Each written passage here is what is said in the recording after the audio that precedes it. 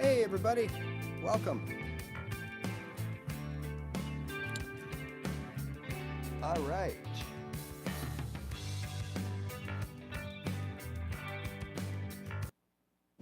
We're out of Pringles. Just blow in the can. Do it.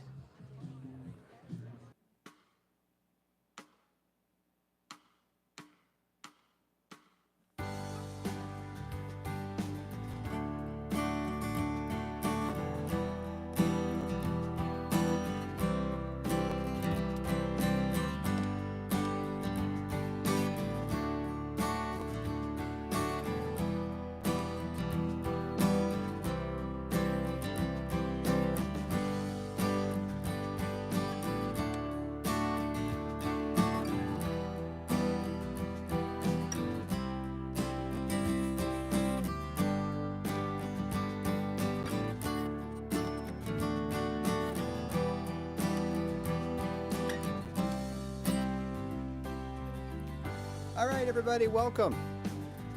So it's the big guitar show today. Well, I don't know about big, but it is a show. I'll let you decide if it's big or not. I got a little reverb going on that I was testing, so I'll just kind of take that off a little bit. All right, welcome. So, well, the goal is to be a little bit shorter today, but we can still get a lot done. And what I wanted to talk about today was, as you know, Thursdays were a little more on the advanced side of things. Now, beginners are still more than welcome because, hey, like I always say, sometimes you hear about things, it doesn't register right away, and that's okay. And then a little bit down the line, you realize, hey, you know, I understand this. That's what that guy was telling me about, you know, last year or months ago or whatever. So, you know, I know when I was starting out, even if I couldn't do it, I took a lot of opportunities to take a sneak peek into what was ahead. Sometimes it's not a good idea to look too far ahead because you can get intimidated.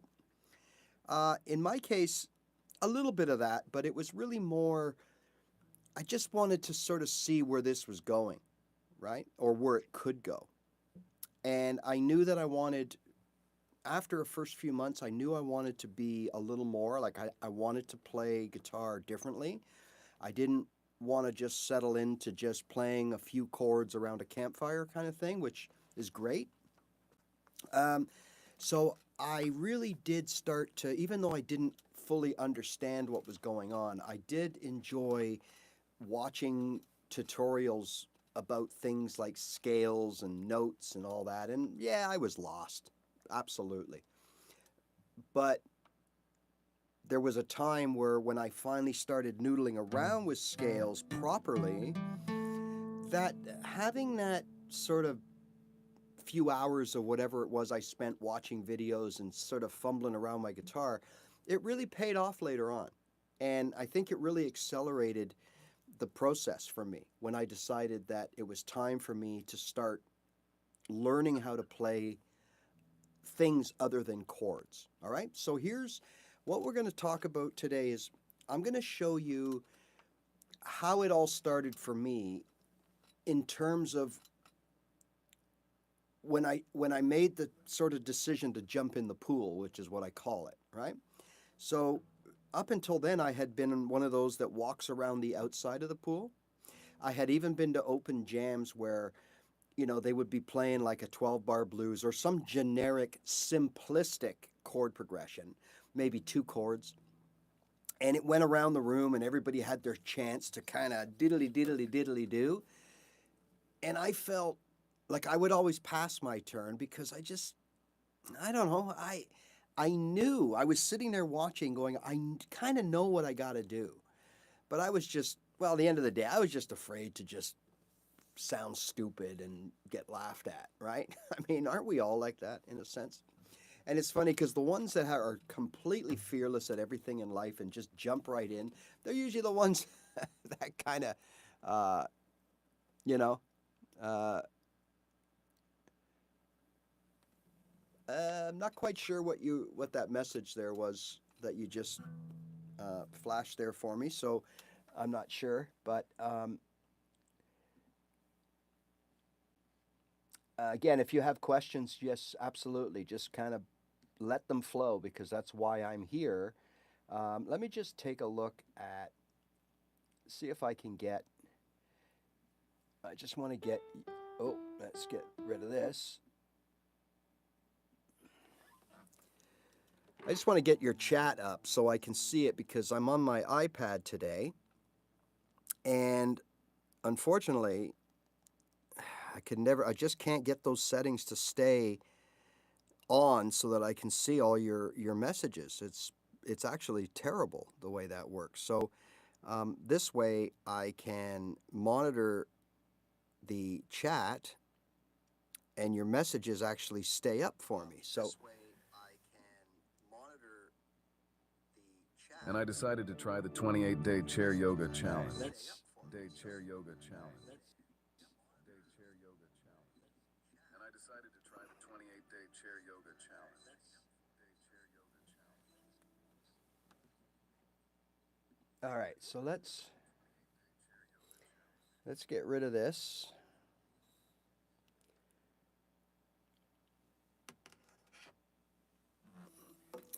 It's funny because every time I try using the iPad and I tootle around with the settings, I say to myself, this is the time where my messages are going to stay. But I've tried everything. I even went to the Apple Store. They blamed it on YouTube. I sent a thing to YouTube, and all I got back was a list of about 652,000 links that I'm supposed to read through to try to figure out my problem. So I just politely threw that in the garbage. And here we are using our phone to monitor our chat.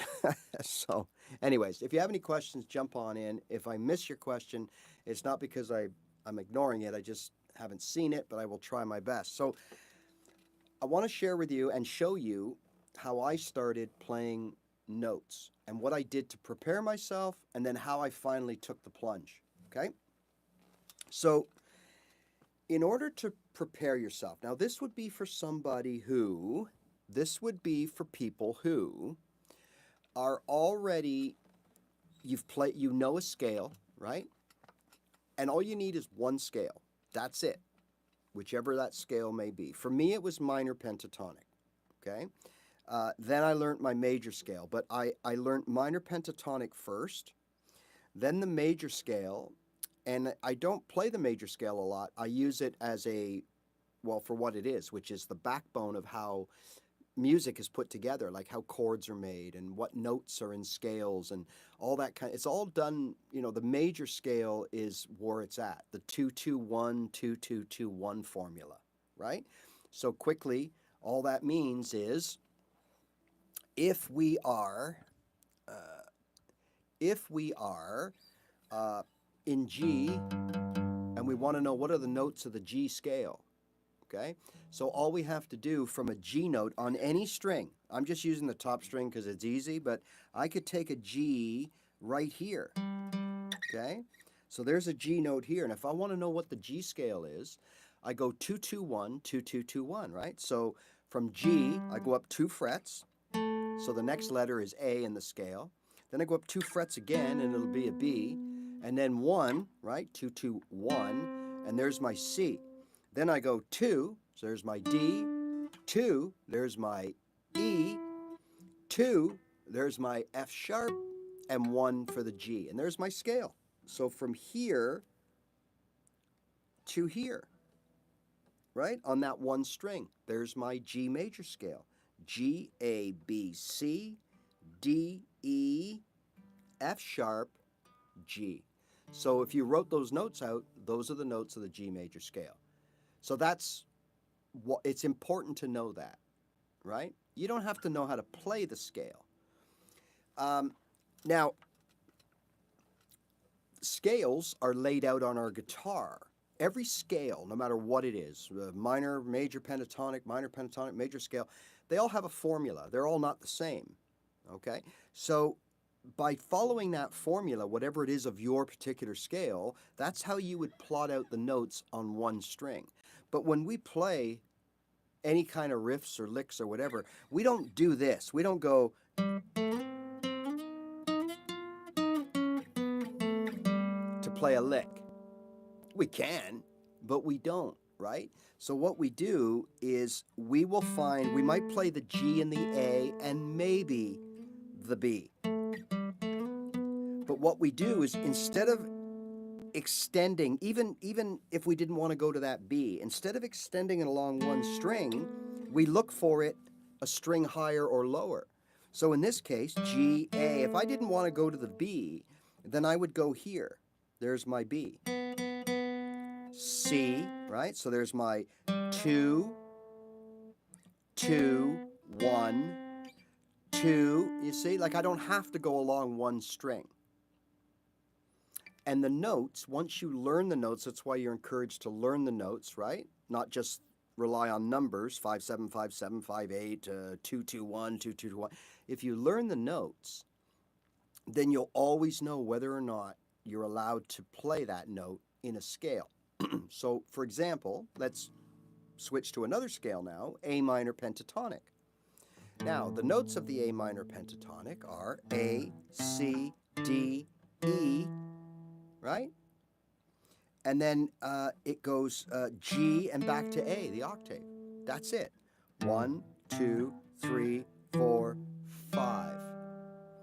A, C, D, E, G. Those are the 5 notes, penta, 5 notes. In a major scale, there'd be 7, but we're in a pentatonic scale, 5. So that's it. So what that means is anywhere on the guitar that I go, now we call them positions. If I go to another position of the A minor pentatonic scale, all that means is I'm going to another area of the fretboard where I can play the same 5 notes. No extra notes, you can play less notes, of course, but I'm not adding any notes. So that's why the shape changes. So the traditional pentatonic, as you know it, 5-8, I know it as A, C, D, E, G, A. So that creates that shape that we all know. And then it goes down here and spreads again at the bottom. But the notes are exactly the same. Okay? Now, when we play those same notes elsewhere, we don't have that same shape.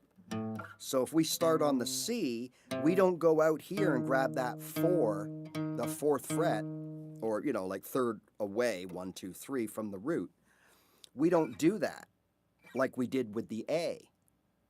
Instead, remember, we're looking for a D. Here's a C. We're looking for a D. That's a D sharp. So we can't do that. So the shape changes of where those 5 notes are. That's all that means. That's all the positions of scales mean. You're still playing the same notes, the same 5 or the same 7 notes. You're just playing them in different areas of the fretboard that are called positions. And because you have to play the same notes, the shapes are going to be different to get you there. So that's why you have to kind of memorize every position of a scale in order to be able to apply those notes all over the fretboard, until or unless you are so quick that you can look down. Like when you know your fretboard, this will happen to you, right? Until you know your fretboard inside and out, you got to rely on the shapes. So you got to go quickly. Okay, I'm playing A minor pentatonic, first position. I want to get over to the second position. What do I got to do? And what you got to do is find out where those 5 notes are. So if I'm playing here, which is G, A, I know I can't go up 2 because that's a B, and there's no B in my scale. So I got to go G, A, C, and then I can go here, C, D, and back.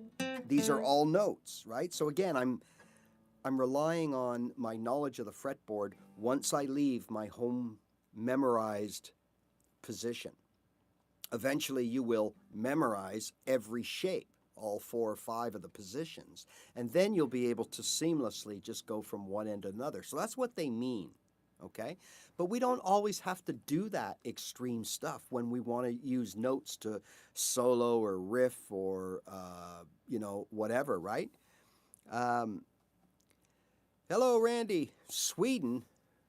What are you doing? You sightseeing? You're on vacation? You went to Sweden? Or is it because you got all kinds of snow? All right, so again, we don't have to play the whole scale. We don't have to, hello, Hunter. We don't have to play the whole scale. We don't have to play it in the one position. We can play it all over the place. So what I did to prepare, so I'm a minor pentatonic guy. So we've been talking about A, let's use A. So what I did to prepare was I would sit and try to make little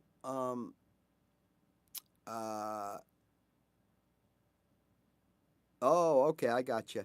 I try to make little riffs using little shapes within the scale shape that I know. Well, when I started doing this, I only knew one shape, and that was the first position of the A minor pentatonic scale. Now, I've since learned all my shapes, and I learned them without memorizing them. Like they just came to me because once you know the notes and once you are comfortable with your fretboard, you can just look down and go, okay, like I did earlier, there's my octave A. I want to keep this going in another position. I'm going to slide out here and grab this C because C and D are notes. And then I'm going to come back here and grab that E and G. So there's my new pattern. 1, 2, 3, 4, right? 5, da, da. There's my new pattern that I have to play to get those same 5 notes. All right?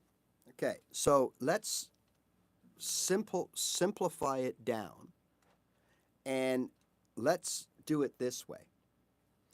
Let's take the A minor one position, first position, pentatonic, that most people, for some weird reason, we all learn this first.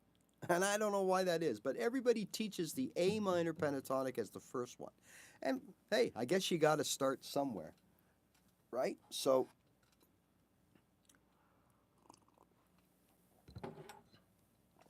all right, so we all know that shape.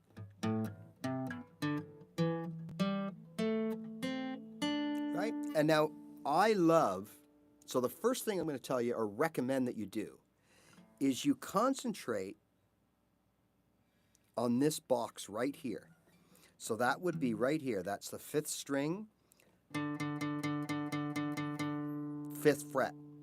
Okay, and that will be a D note, right? Hello, Jeff. That will be a D. Then remember, I'm all about 4-note boxes. So if you've watched any of my videos about soloing, you find the key note, and then you form a 4-note box from it. That's it.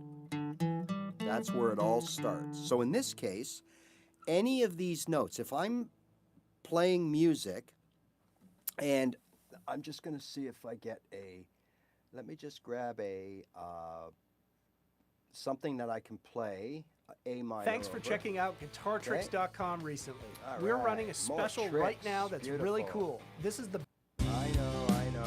Learn the fretboard in 30 minutes. Okay, so we've got our shape. Now I'm going to concentrate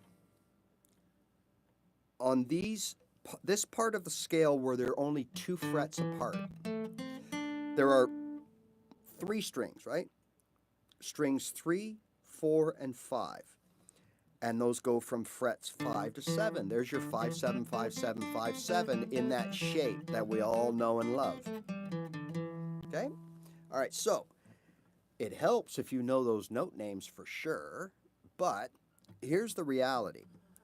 If we take any 4 of these as a starting point, because they're easy to play, and that's the only reason, okay? They're easy to play. There's no like, hey, this is how you got to do it. No, it's just because they're easy to play. So in this case, I'm starting on a D. Now what I started to do was, while listening to a backing track that would suit my A minor pentatonic. So in this case, we have a C, okay? We'll turn it down a little bit. Okay? Hopefully you can all hear that. Yeah, I know, Jim. I don't know why. I've got it on non-mirrored, or is it supposed to be mirrored? I don't know. Or is it supposed to be non-mirrored? If anybody can let me know, I would like to know that. But I've got it on where it says mirror the front camera on an Apple, and I've got it not checked. Anyways. All right, so here's my progression. Now what I'm going to do here, I don't know why, but I'm just going to use these 4 notes. G, A, C, D. Okay? So you can hear that there's something there. They go together. Okay? So the next thing we want to do, we want to start making little licks. Now a lick can be anything like 2 notes, 3 notes, 6 notes. So let me give you an example of what a lick is, or a riff. You might have heard those words before. So this would be a lick. That's a lick. And what do you do with that lick? Okay, so again, let's do, what was it again? What did I do?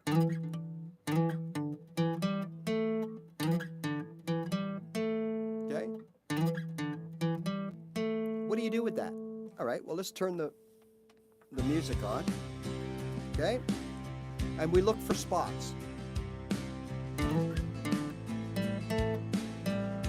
Here's my little lick, but that's all I play, okay? Then when that time comes around again,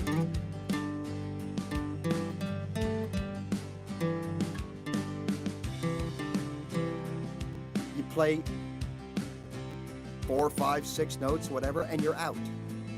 Okay, so again, there's my lick.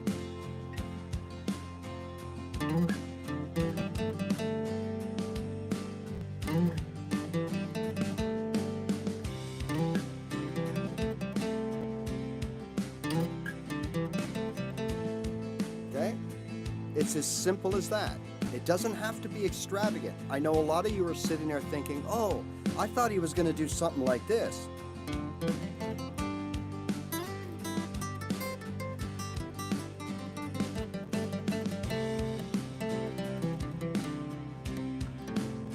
No, you can.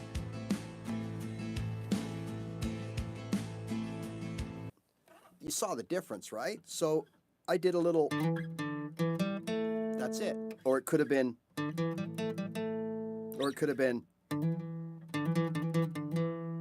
with just 2 notes, right? That's a lick. That's a riff. So what we want to do is, before we get to that point, we want to sit around, take our scale, in this case A minor pentatonic, and make little riffs with 3 or 4 notes. This gets our fingers moving, it gets our brain working, and at first it might sound something like this. That's it. And you might do this all night. Maybe backwards, forwards, backwards, non-stop. Same 4 notes over and over again, okay? On and on and on. Now, a few things are happening here, right? You're building up your finger speed, because that is a thing, right? You're building up your dexterity, okay? Meaning you can spread your fingers where you need to put them, land them where you need to put them, okay? If you have to use your pinky, you bring your pinky in, but you're working on that finger dexterity. You're working on these 2 hands of your guitar foundation as well, right? The coordination, because when you're picking notes, see, when you're strumming chords, you've got to have those 3 fingers down, and this has to pick the right strings and strum through. When you're playing notes, it's a coordination effort, quicker and more movement, and you got to build up that synergy between the fingers and the right hand. And that takes a little time. It could take, a couple days. I think you're in for probably, if you really put your nose to the grindstone, you're probably looking in, a couple of weeks before you really start noticing a lot of increased speed and agility. Now, at the same token, your ears this is where you start getting your ears involved with things, because your ears have to tell you whether or not what you're doing is good, right? And also, they got to give you some sort of guidance as to where to go next. Okay, so that will come a little bit later. But for now, we're just wanting to make things that sound good to our ears. So the technique I was using before is called a slide. And it's simply, you pick a note and slide to the next note up. Now you can do this and play the note when you get there. You can do this and just let the note ring when you get there. You can do this and come back. You can do this and slide back. You can do this, slide back and play it again. There's all kinds of things you can do.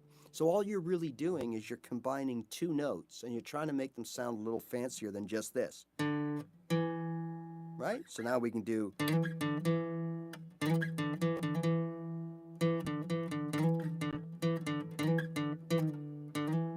slide both ways. All right, so that's the first technique that I started to learn.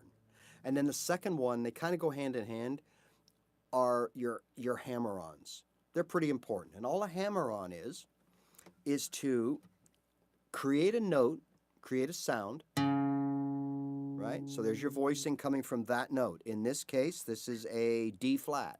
Okay, maybe I should stay here because it's a note in the pentatonic. So D. There's your D ringing out. Now, as it's ringing out, you want to hammer your finger on the next note up, 2 frets up, the E note.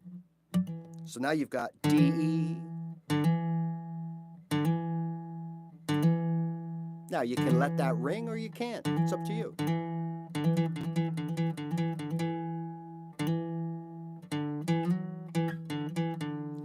Notice how we kind of like slid off of the ring out of that second note. So for example, we went hammer on and we slid away.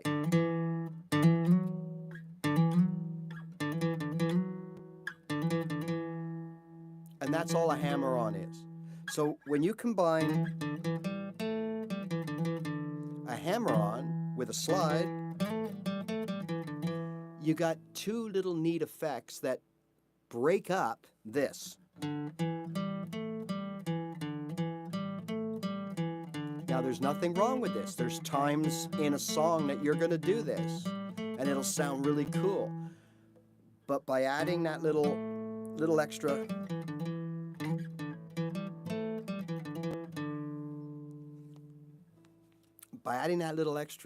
kick you get from the slide and the hammer-on, now you're adding something to it. And your ears will notice that too, right? And you say, hey, that's pretty cool. And that's how it starts, right? Now, where it goes from there is up to you, really. It's like when you started to play chords.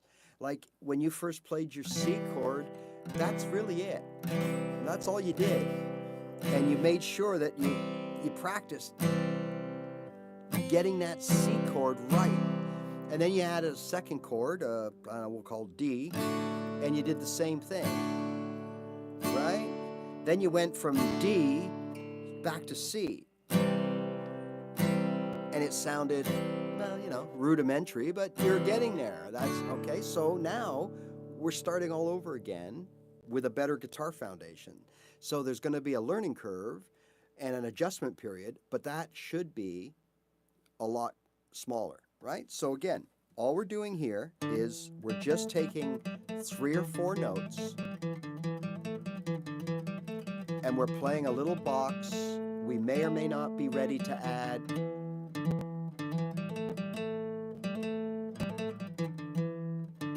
little hammer-ons and pull-offs. Now, the second thing to do, once you've got your hammer-on, they're still not going to sound like music. You're just going to sound like you're playing 4 notes, to be quite honest. And then one day, if you keep at it, one day, soon, you'll just get a little riff, like something will happen like this. Now you got a little thing. It's musical.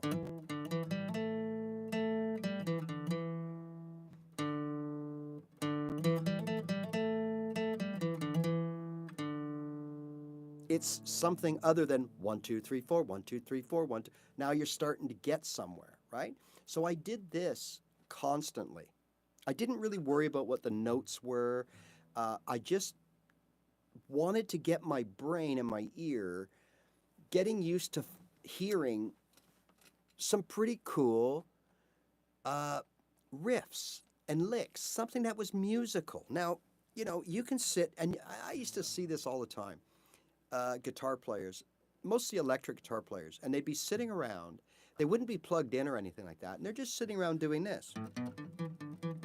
And you don't hear really what they're doing because they're not plugged in. And they're always diddling around. They're always, you know, they're always, and you know, and you think, what are they doing? Well, this is what they're doing. They're just working on things. They're just keeping their fingers nimble. And all of a sudden they hear something. Now the beautiful thing is, yeah, these are actually very good finger exercises. The beauty of this is,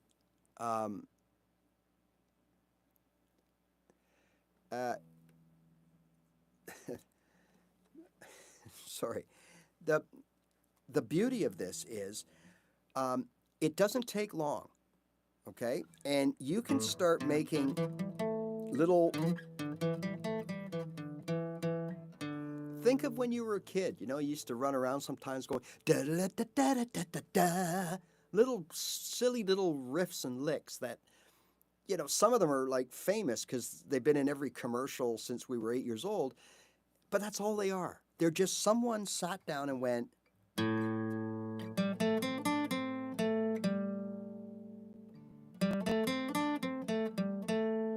Then they went that time, right? So they went. Then the next time they went. And it creates like a little melody, right? So another might be something like, right? With a little. It's a little melodic riff, and that's what we need to build up. Right? So as a rhythm guitar player, okay, someone who plays rhythm, chords, chord progressions, what we are always looking for are cool little chord progressions, like little, you know,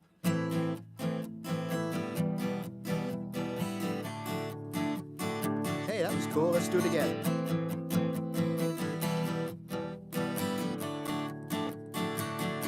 Right? As note players, what we're always trying to do is we're trying to make little melodic runs. So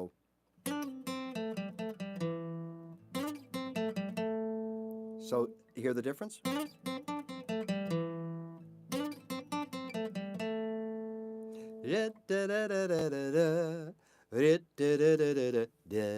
Just the last note is different, but that turns the whole thing into a little melodic phrase, right? So we have this, 1, 2, 3, 4 notes.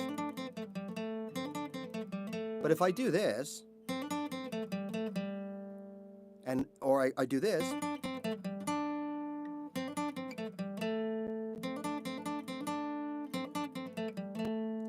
now we've got a little melody.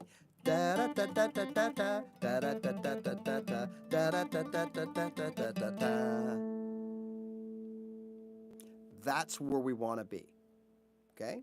So I did that using 4 notes, just playing them differently. Okay? Now there are riffs that you can do that in just using 2 or 3 or 6 or 8, whatever.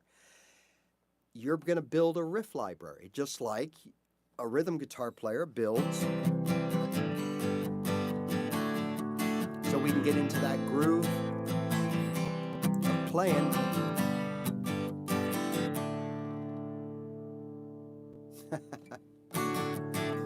I wish, Terry.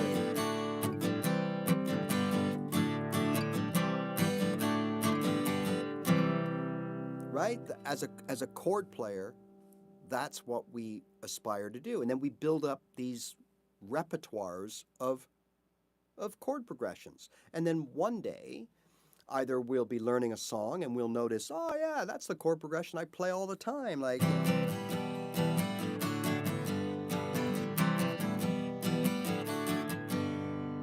yeah, it's pretty cool, right? So, hello, Graham, how are you? Hope all's going well. Right? So that's the rhythm version of that. So now, again, we're playing notes. So our note version of that, again, might be something like this. And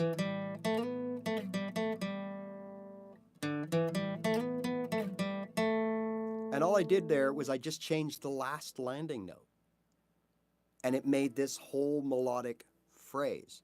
Now, if I played that,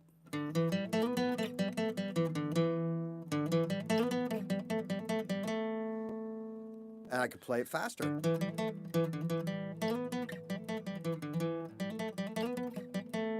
You know, you can play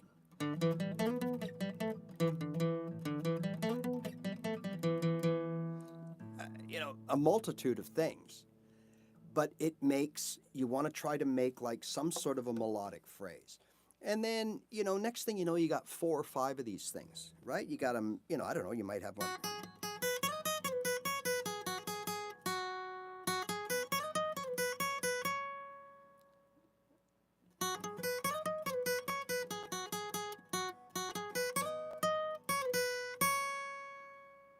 So they've got a little melody going on there. So that's what we want to build up. And we get all these little licks together, right? Then, right, when we start applying this to music, now we still haven't played a whole scale. Remember that. We've played little boxes within the big shape of the first position of the A minor pentatonic. We haven't played the whole thing. So now I can sit here, just do this.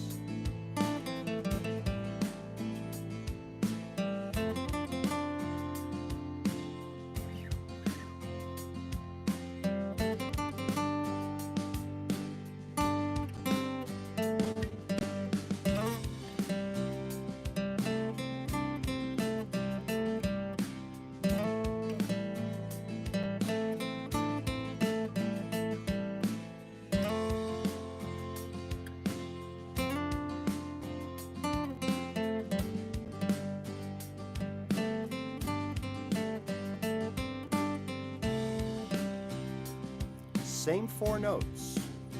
We just play them as we need them, right? So then you might say, well, what about the rest of the scale? Okay, well, let's just kill this for a second. All right.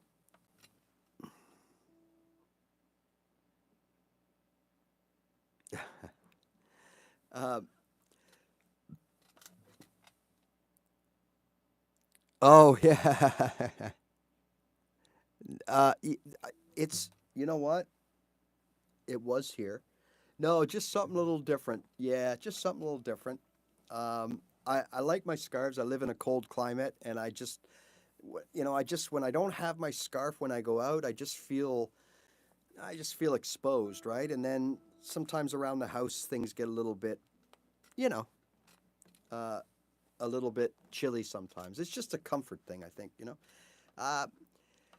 So anyways, what about the rest of the scale? Well, we can use the rest of the scale, but normally what you'll see guitar players do is instead of staying within one position of a scale, they'll move their licks around to the various positions. So that creates like a textured sound. So in other words, you might have one lick somewhere like this. You might have, okay, so...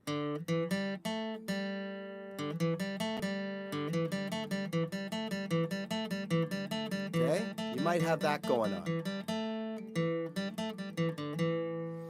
And then we might play it somewhere over here. Right? And we play the same thing over here. And then we might move it over here.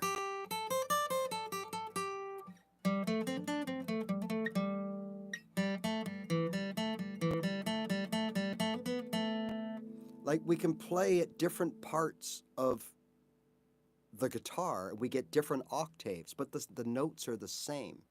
And that adds really good texture to your playing. So instead of concentrating on the one part of the scale, then we just take that little bit that we played and we move it to another part of the fretboard where we can play those same 4 notes, right? Now, if you want to stay within the scale, you can do that too. And what you're going to find out, what's going to happen is you're going to end up playing little mini riffs within the scale. So if we start her up,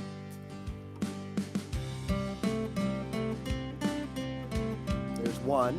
Then we might do something like this. Then we go back to the original. Then we might go here. Back to the original. Right? So what we're not doing, and it sounds weird because we are brought up practicing this.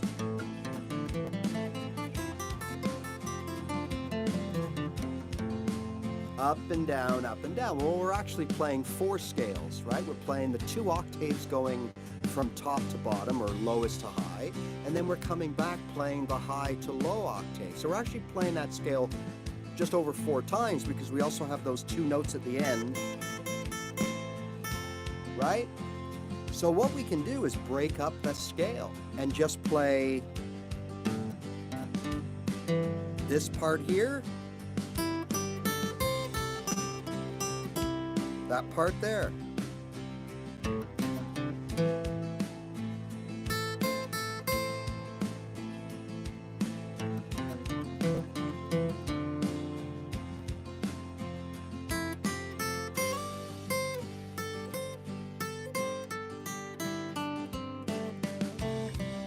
And tie them together when you want to, right?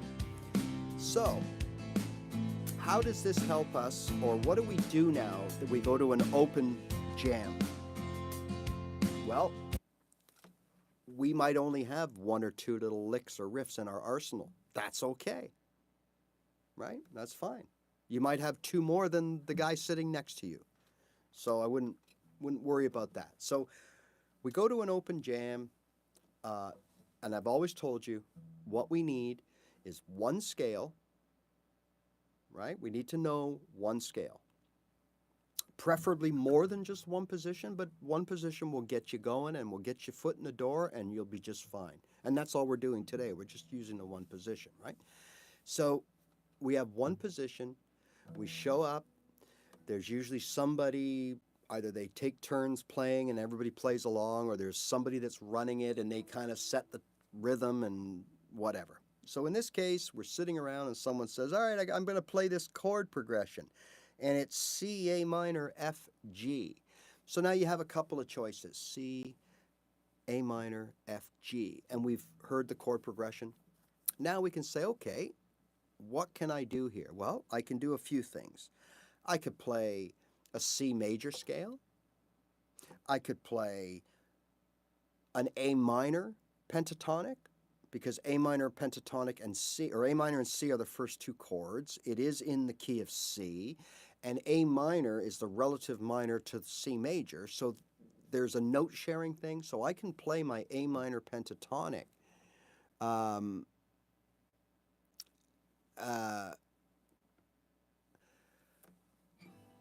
up strumming. Okay, I think I know what you mean. I can show you that in a minute. So now we can play, we have choices. Or we could just play note runs. So we could just play a note run. I call it the Ray scale. It's not a real scale. We're just playing the notes in order, like a note run. So for example, in this is in key of C. So let's play the same music. And we're not going to play the A minor pentatonic. We're actually going to start on a C. Okay, so there's a C. And we're just going to play C, D, F, G.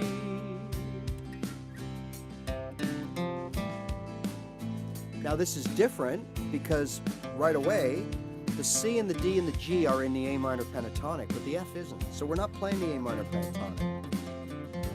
Okay? Now we can go... Now I can go to a C here. Back here. So we can choose to go this route. I mean, for those of you that don't know scales, this would be the best way to go because you don't have to worry about a scale. All you got to worry about is the key, and the key is C. So if that's the case, we just put our finger on a C note and we play a 4-note box. C, D, underneath it is an F, F, G. C, D, F, G, C, D, F, G, C, D, F, G. Wait for it to come around.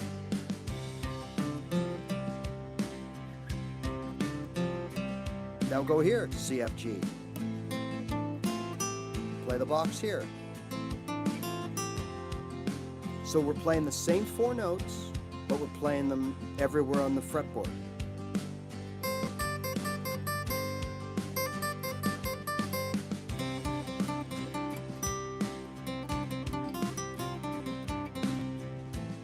Right, now we can go up here and play off of a C. We can go here and play off a C. Same notes, just different octaves. So that would be probably the best way to start. One of those two. Use a scale position that you know really well. Or use the key note of the key that you're playing to. So in this case, C. So nothing else matters, right? We're just going to find a C. Here's a C. I went down an extra string there just to show you it works, right? But I could play 4. Start and end on the C.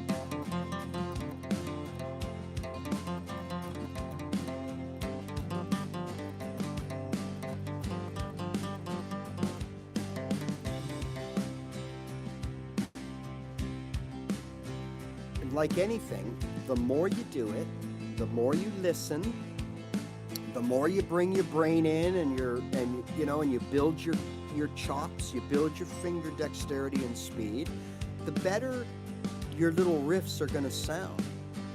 And you'll be creating all kinds of them. And then eventually you won't need a repertoire. You just play as you go.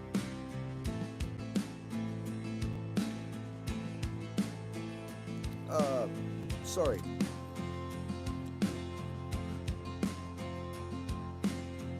There you go. Right? So you play as you go. So meaning, when you get to this level, and it doesn't take long, we're talking like literally days or weeks from the time you start this, right? So again, we're going to stick to just the keynote, C, right? There's my 4 notes off of C. C, D, F, G. Okay? Now we'll play them here. Okay? Now we'll play them here. I have to go over the border, I have to move up right between the gold and silver strings and move up 1 fret.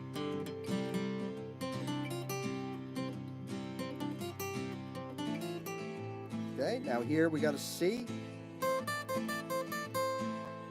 Here we got a C. Here we got a C. And that This is Wix Studio. Is how it's the done. platform for agencies and enterprises. For the like, that's the Built to meet any easiest brief. way to start sounding When pretty your project good, calls pretty for quick. bold creativity, Now we got another freely backing fit. track. I don't know what's coming, just to show you that it works. I don't know what's coming here, but it looks like, oh, okay, B minor. So you're at a jam and someone says, okay guys, this is my favorite chord progression, and it's this. Here we go. Ready? B minor, F sharp minor, G, A, or in open terms, B minor, F sharp minor, G, A. Okay, so there's our chord progression. All right, everybody, you're welcome to jam along, right? All right, what are you going to do? Okay, first thing you do, we don't know the key, so I'm going to take the first chord. It's not always the case that the key is the first chord, but we'll take the first chord, and it's a B minor. Now, there are no minor and major notes like there are chords. There are flats and sharps, and B flat is different than B, all right? B minor is the same as B when it comes to notes, so I'm going to get a B note, right? So where's a B? Right here. There, you can hear it.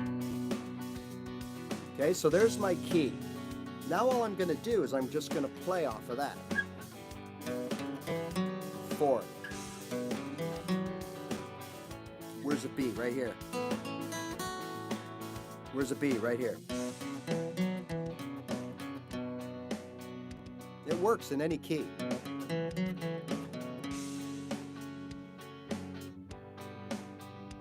No. You're talking about chords.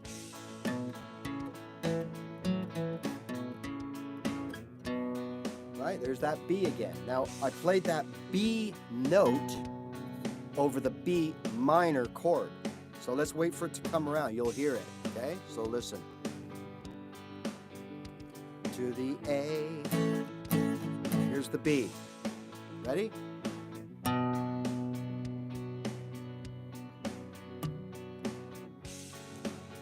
Yes, a minor chord has a flat third. We're playing notes. Okay, that's the difference. Notes and power chords do not have a minor or major. Okay, so this note is a B note that I'm playing. I'm not playing a B chord. If it was a chord, you're right. The B major chord, we just flatten the third and we have a B minor. But I'm playing a note, so there's the difference. If it was a B flat, then yes, I would have to play the B flat. So that would be here or here, okay? And you can hear it doesn't work. Here's B flat. Wait till the B comes on. Here we go.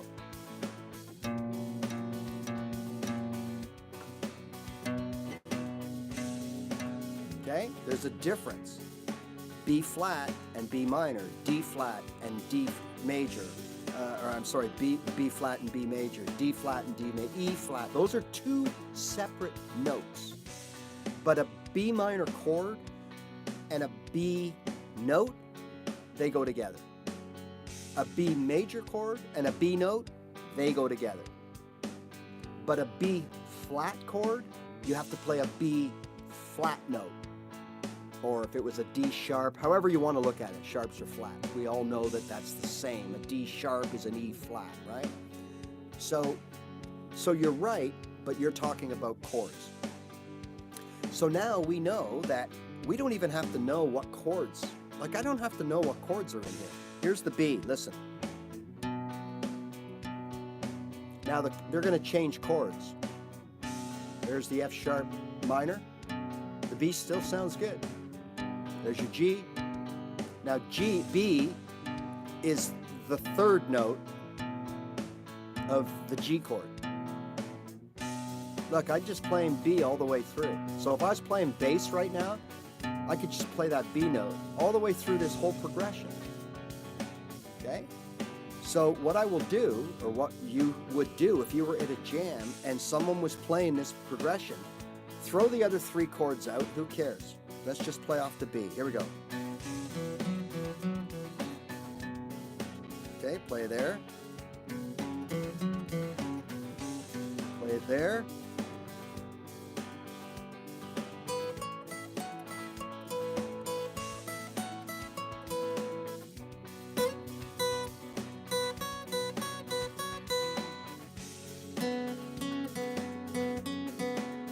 So I'm just playing off of the B notes, and everything is going to sound just fine. This is the easiest, simplest way to join in and play along with someone that I have ever found.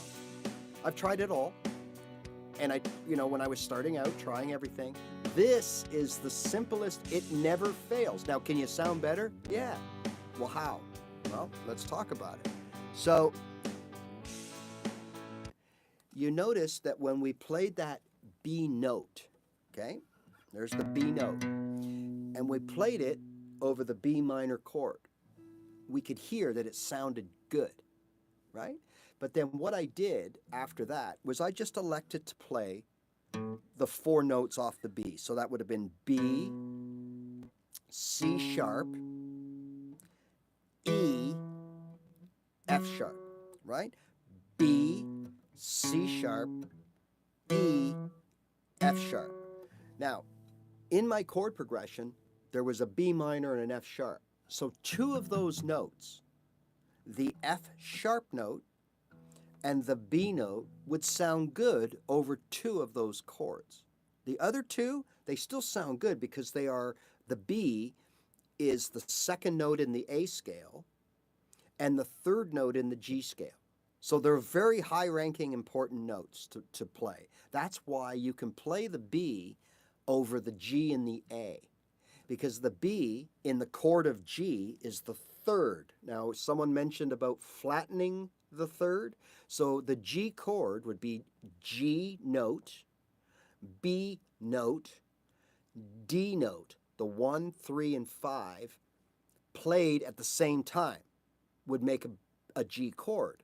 And as the other person mentioned, if we flatten that B, it becomes a note in the B minor, becomes a B minor chord. All right? So that's why we can play a four-note box off of the root note of the key.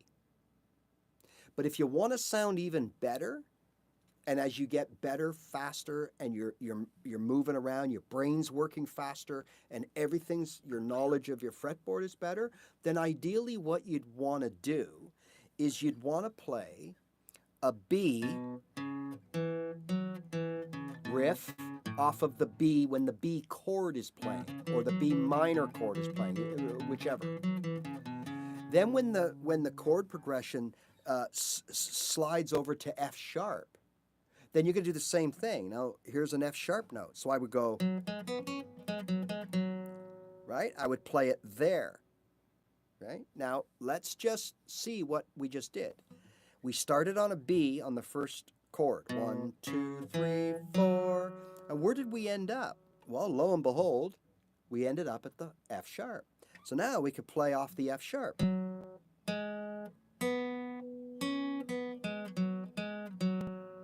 Then we can go to the G, play a little 4-note off the G, and finally off the A. And if we did that as every chord was playing, right, you add more of a musical complexity, right? So you'll sound a little more like you know what you're doing, okay? So there's the G. Now the A. Now the B.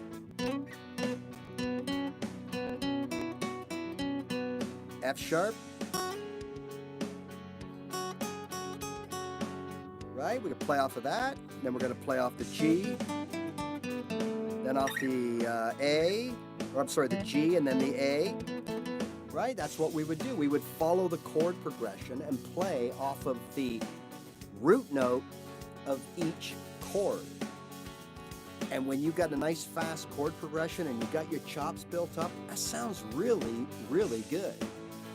But we can also do this. And just play off the B's.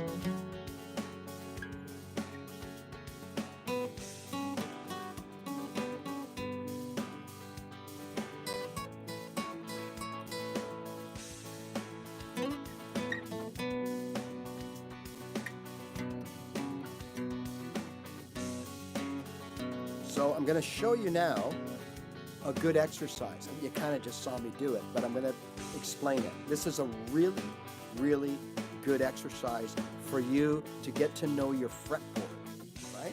Okay, so there comes a point in your guitar playing that it's got to start coming from within, okay?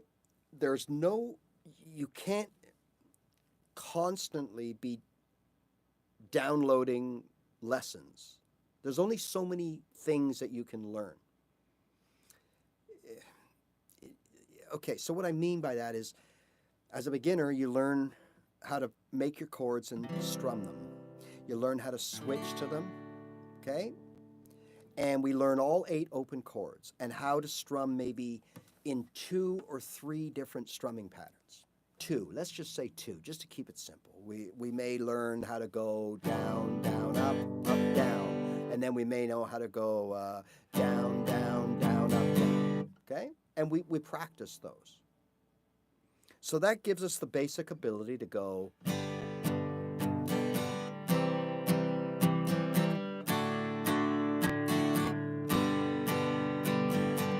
Right?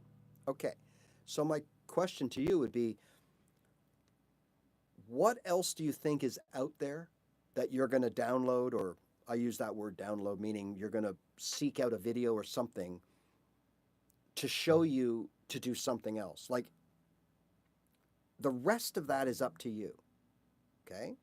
Here's the steering wheel. Here's the gas and the brake. Here's how you turn it on, and there's where you put the gas.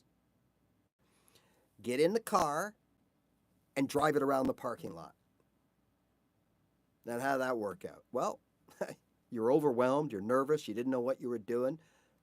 Okay? So you do it again tomorrow, and you do it again the next day, and you do it again the next day. And before long, you're out on the road driving with other cars. Right? Okay. So as a beginner, you're taught, here's my chords, some basics, how to hold the guitar, right? Where to put your hands, how to strum the guitar. But a lot of us keep searching, including me, for this next thing, this next trick that nobody else knows, this next whatever, that's going to all of a sudden make me a great guitar player. Well, guess what? You've already got the ammunition you need to become a great guitar player. You know how to, you've learned all your open chords, and you got a couple of strumming patterns. So instead of going on and on and on trying to, okay, this is the one, this is the video, this is the girl, this is the guy, this is when it's all going to happen. Instead of that, take what you've learned as a beginner, right, and constantly do it. Okay? Slow speed, high quality, plus repetition equals being a good guitar player. Because if you keep going and play repetition, you can call it practice, you can call it repetition, you can call it muscle memory, you can call it, like I do, fine-tuning your motor skills. It doesn't matter what you call it. The reality is, all you're doing is you're taking those open chords that somebody taught you. Yes, you got the lesson. Somebody showed you how to do this in a productive way. Now, there are more chords to learn. Yes. There are more ways to strum. Yes. But this will get you going. So you take it, and you don't need videos to tell you that now my job is to sit down and drive that car every single day until I can drive it really well. Aggressively if I have to, defensively if I need to, fast when I want to, and stop it when I have to, right? Okay? That's exactly where you're at, Randy. That's exactly where you're at.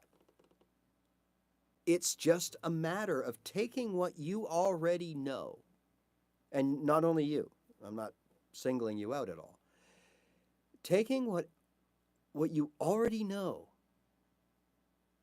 and mastering it.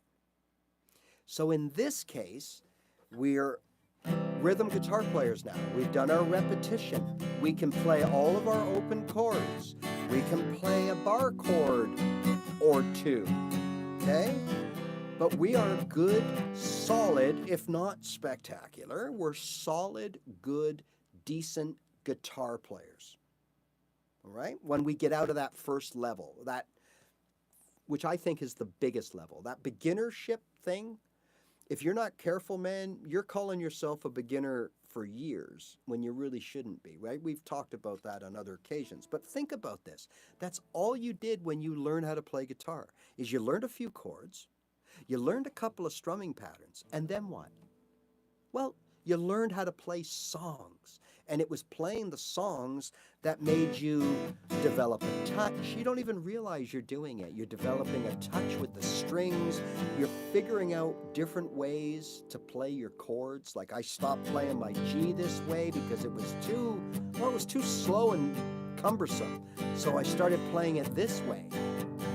And that allowed me to zip up and through my 1-4-5 in the key of C, C, F, G. C, F, F, G, a lot quicker and smoother. You will figure that out too.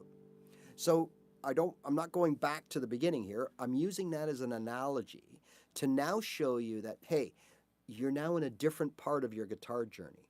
You want to make that jump to note player or scale player or outright board shredder. Okay. Okay? Okay. Let's do it. So what do we got to do? Well, we got to figure out how to play notes. That's what we're doing. Take the key note of the key of the song. Never mind the rest of the chords. Never mind scales. Take that note, D. All right, there's your D. And play a 4-note box. 2 up will always work. Why? Because D is the note I'm playing in the key of D over the chord of D. So there is a good note. Yes, certain picks, I'm going to get to that in a second, Randy. There's D. D note, right? D note over a D chord in the key of D. So we now have our key note. Of chord progression's in the key of D, right? First note, or first chord is a D. There's my note. Now, the second chord in the key of D is an E. It's an E minor, but it's an E, okay? So now, what's the second note in D? It's an E. What's the third chord in the key of D? Well, D, E, F. Okay. So it's a form of F. It's not a 1-4-5, so it's a minor. So it's an F sharp minor. Okay? Okay. I got that.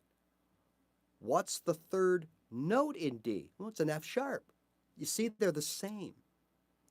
So if E minor, is the second chord of D, well, the second note, 2 frets up, will work for me too. That'll sound good. Just like D sounds amazing. I wrote a song like this. This was the opening of the song. Well, I know more do. It's a natural. Okay, so I'm playing a D note. I'm playing E note because they're naturally going to go together.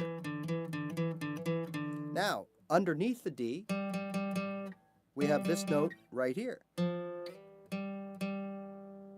And you should know what that note is. That's your G, because it's always under a D. It's actually the fourth. Remember the video we did? The fourth, what are the 1-4-5? 1-4-5, the relevance of that? So the fourth note, right, of D is always right underneath it. The fourth note of G is always right underneath it. It's a C. The fourth note of D is always right underneath it. What is it? It's a G. Okay? So now, if I'm in the key of D, I can play D, E, G, G, A. Okay? A is the fifth. D, E, F, G, A is the fifth note. A is the fifth chord in the key of D. D, E, F, G, A. You see how all that works? So now I can play in the key of D, I can play D, E, G, A. Okay? Let's see if I can find something in D without wasting too much time. I will show you. Okay, so this one here is in D minor, okay? I don't know what it is, I don't know what the chords are, but we're in D, okay? So that means, listen, works. I don't know what the chords are, it's not showing me, but it does sound like it's probably B. Okay, so without knowing the other chords, it's slow, it's mellow, but it's in D. So I'm going to take a D right here.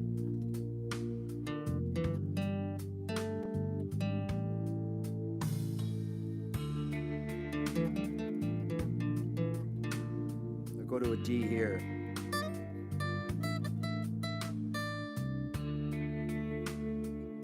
Take a D here.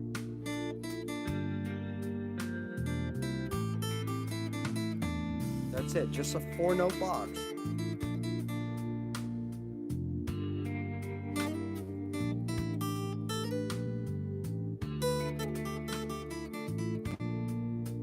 It works in any key. The biggest challenge now is to find the right voicing of D. Like, do you want something high like this? Or do you want something deep and soulful like... That's your biggest dilemma.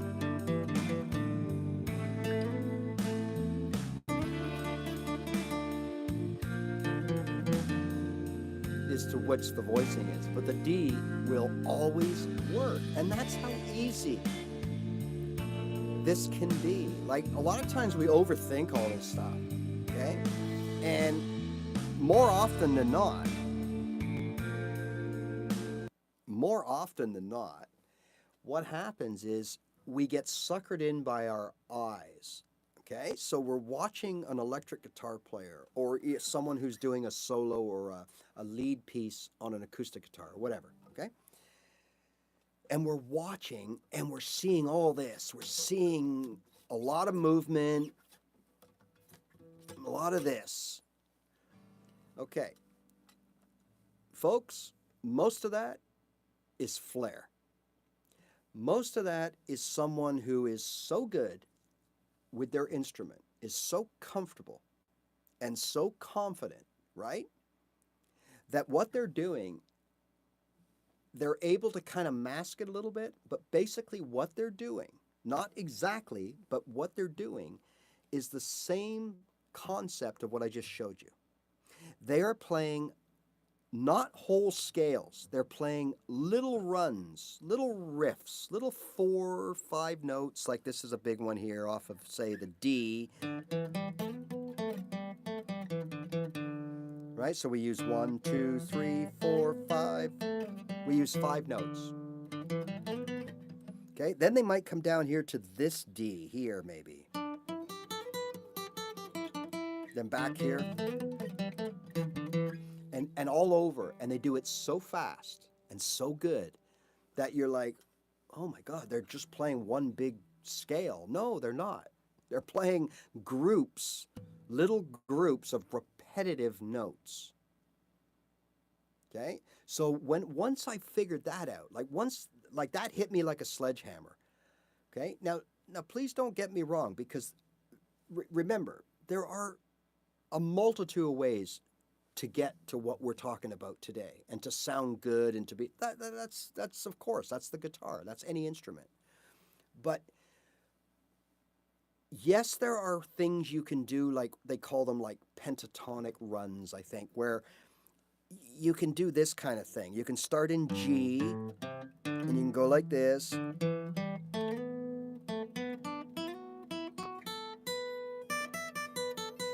Right? And you can work your way melodically and properly from one end of the guitar to the other, playing these little 2s and 3s and moving down a string. Absolutely.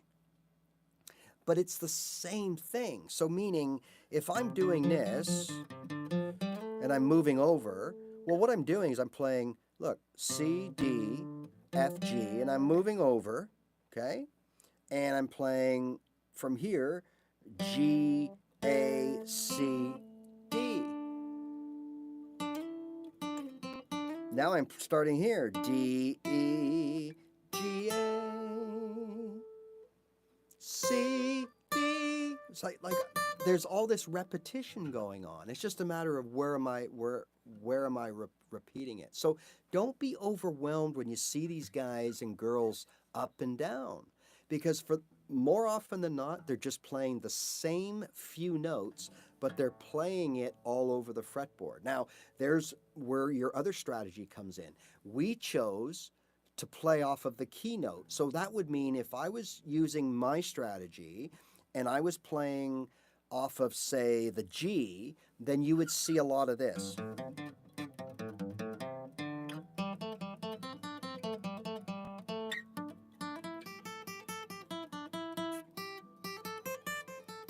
Where I'm strictly playing the same 4 notes over and over again in different octaves, right? Okay. Or you might be seeing me favor the shapes, meaning I might start here in G,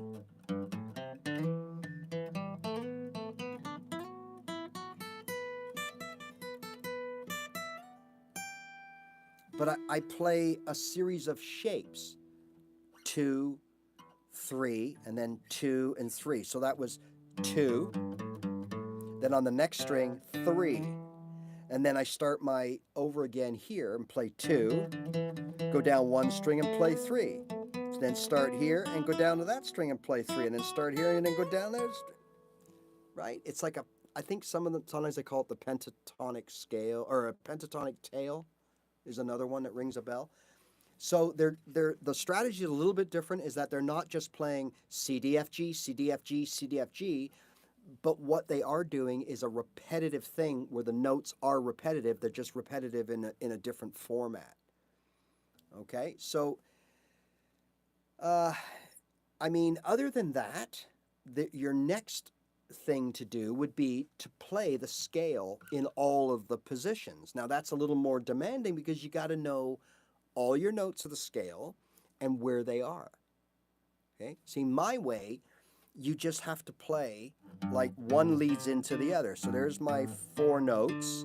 Remember, I have an octave, right? Remember the octave rule? If that's a G, 2 over and 2 down is a G. So I can do this now and play the same thing. So G, A, C, D. G, A, C, D. And then start again on the G. G, A, C, D. Right?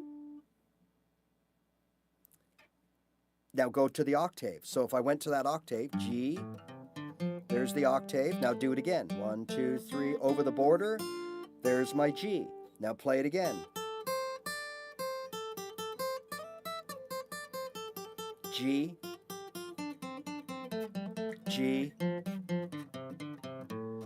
G, where I started. So I'm not playing one full scale. I'm only playing 4 notes, but I'm repeating them as I move up the fretboard. And I know where the notes are by 2 reasons. One, because I know that when I get here, I'm at an octave, 2 down and 2 over. Now, I know to find the next octave, I cross the border, right? So I have to move everything over 1. There's my next octave, G. Now I can play the same notes as I did here. Takes a little bit of, I mean, it's like anything, just like when you started playing your chords. Takes a little bit of, oh, what comes, what, oh my God, what was that 3rd chord again? And yeah, all these things. Right? So this, I mean, I tried everything.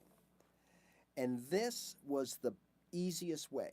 So then what I did, right? I went to an open jam where people literally sit around and, like I said, everybody gets a turn. So I remember this one guy, he put on this. And the reason I just remembered it is because I saw the chord progression. Hopefully I can find where it is. Where are we? Okay. You know, whenever you want something, you can't find it, right? But okay, so let's do this instead. So just to show you, here's something that I thought I would never be able to play. And I know you would be the same.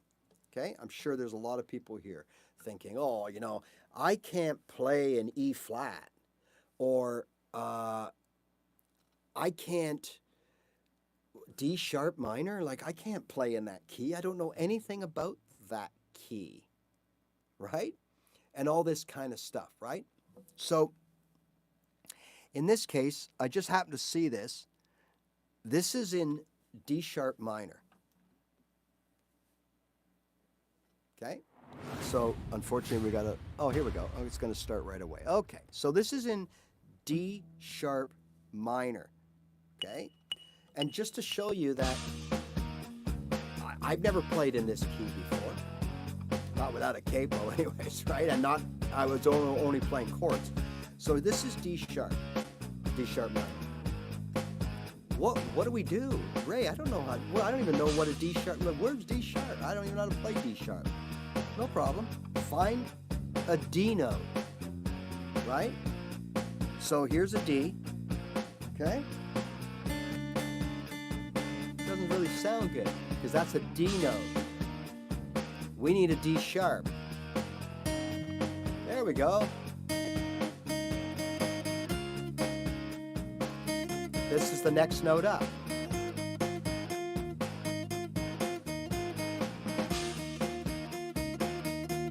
That's an F. I'm just playing 2 notes. Let's go play a box. Now let's go to this D sharp here.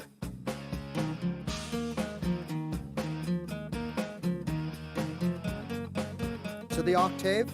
There's D sharp.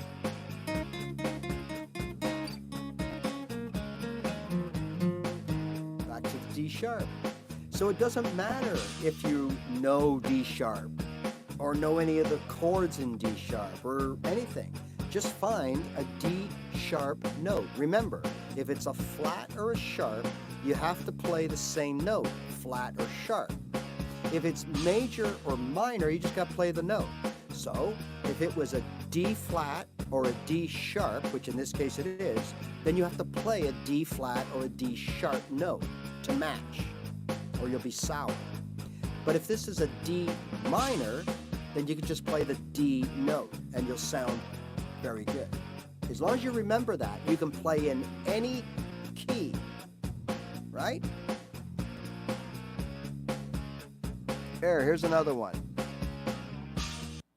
What's this one? Oh, here's a nice one. So if I asked you, all right, we're going to play in B flat minor. Let's go. Ready? Let's go. What do you do? And you don't know anything. What the hell? I've never even played a B flat. There's my B. There's my B flat. Forget the minor or major. So, B flat. 4-note box.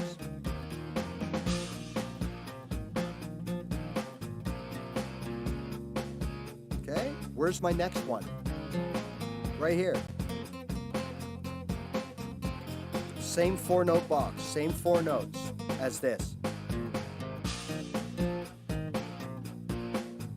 Right, so here's my B flat, is right here. Same 4 notes as this. Right?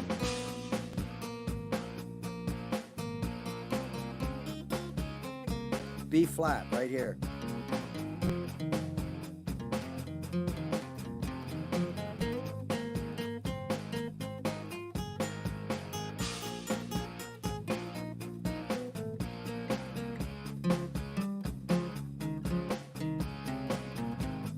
So I hit a bad note because I made a mistake coming back. Probably heard it.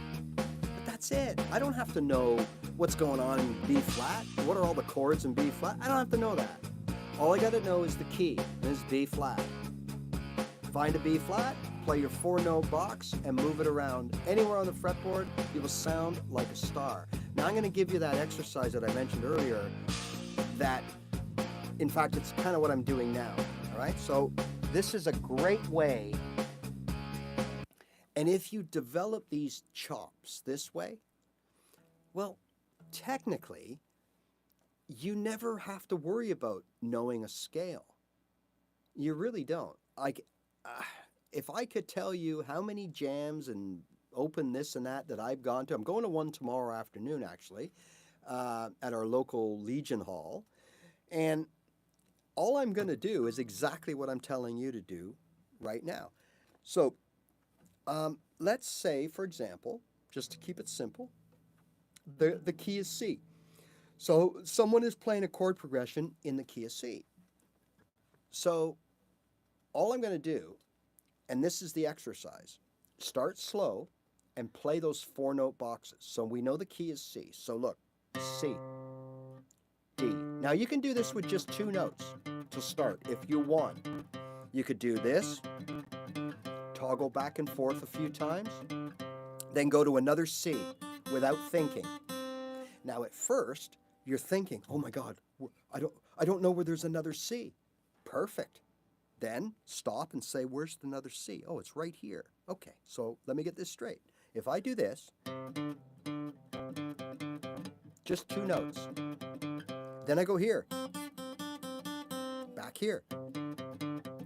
Where's my next C from here? Oh my God, where? Okay, it's right here. Back to this C. Let's do this C. You see what I'm getting at? Now, I'm only using 2 notes, but I'm going... Now, if I was to do this to a... Let me get something in C.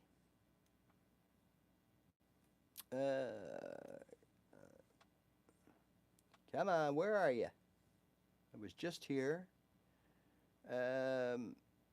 Okay, so what we'll do then instead is we'll do this. All right, so let's do G, okay? So what we'll do is this would be your exercise. You'd start in G, and you'd go, for those of you that want to, you can do 4. Okay, you see what I'm doing here? G, A, C, D. Or you can just do this. Back and forth, G, A.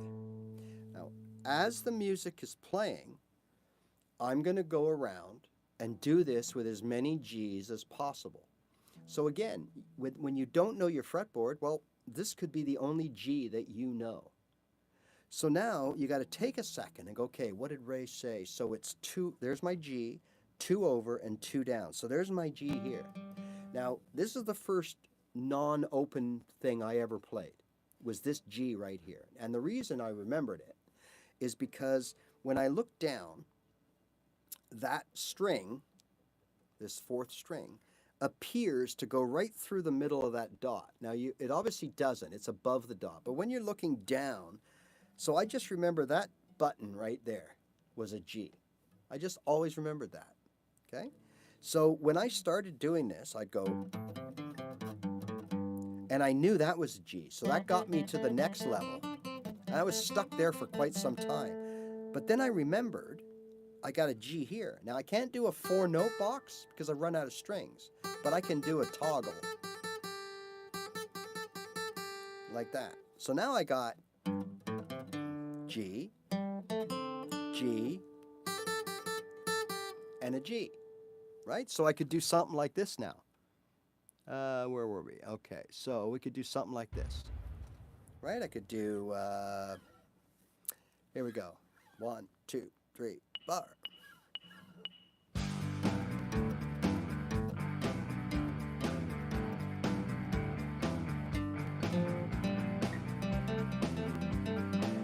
That's off my G,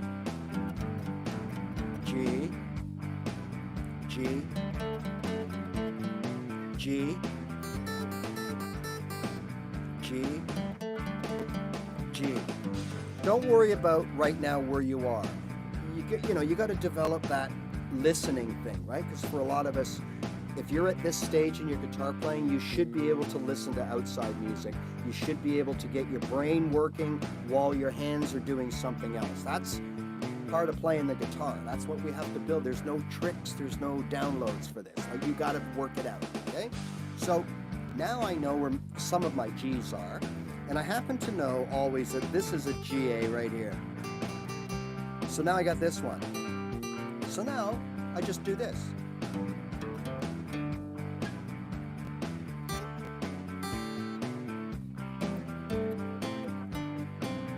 And I just try to play off of as many G's as I know where they are without thinking about it. And then I play until I mess up. And then I go, ah, darn. So I start again and go.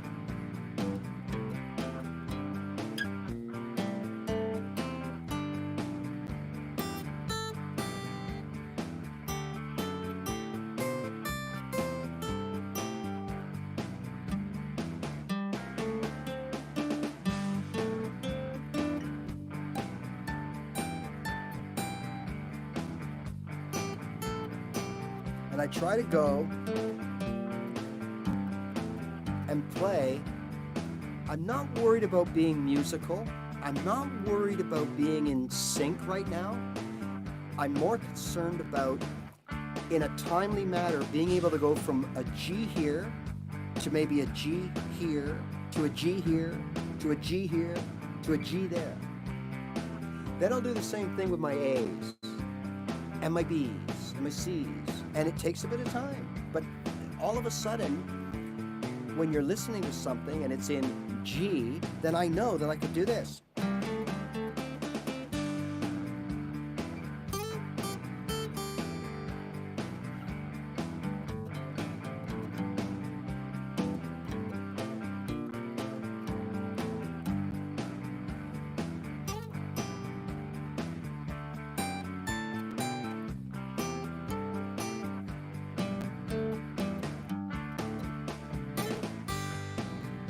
Right? even just play the one note if that's all you can do.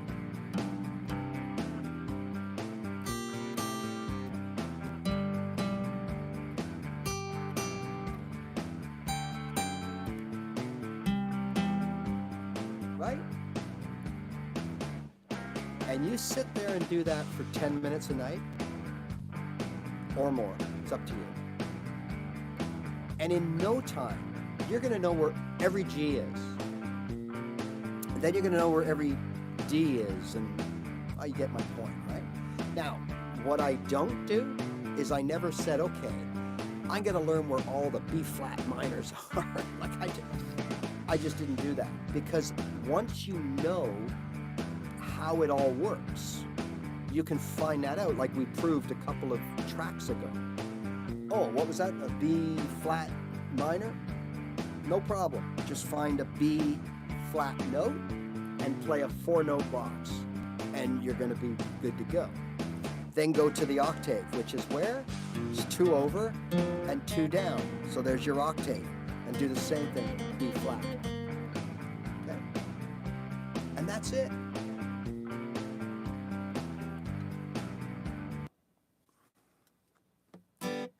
Okay, someone mentioned about up-picking. And I welcome any questions you have in regards to what we just talked about. You can send them along. But someone asked about note picking.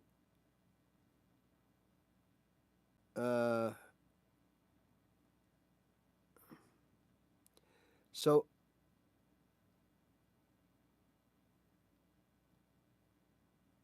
okay, Graham, I think I answered that. I'm not sure. Does your 4-note Ray scale shape work for both major and minor keys? Yes. Yes. The difference is flats and sharps have to be proper. Minors and majors, you use the same note. So C minor, C major, you use a C note. C flat and C sharp, you use a C flat note or a C sharp note. But the minors and majors, you just use the note. All right, so E minor, you wanted to play over an E minor, you'd play an E note. Okay? If you wanted to play over an E flat, okay, then you would have to play, this would be an E note, you'd have to play the E flat note, and then play your 4 notes, your box off of that. Okay? So again, minors and majors, it's just like power chords. Okay? So this would be what they call a G5 power chord because we are playing the G, the root, and the 5th. G, A, B, C, D. So there's G, A, B, C, D. So there's our 1st and our 5th note played together equals a G5 power chord. That is not minor and it's not major. It's a no sex. Okay? Power chords have no sex. They are G's, D's, and C's. They're not minors or majors. Notes like that are the same thing. Okay?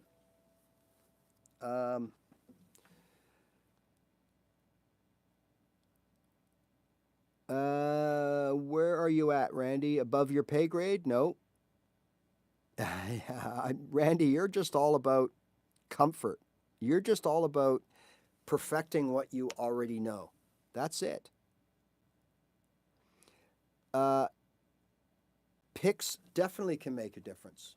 When you are, for me, when I'm strumming, playing rhythm guitar, I like a bendy pick. A paper, almost paper, well, cardboard thin. No, I don't know what that is. It's a point, I'm going to say it's a .40, give or take. It's about a .40. .50. It's a .50, okay? So 1/2 millimeter. It's pretty bendy. Like I'm barely, right? I can get that. You hear that sports card in the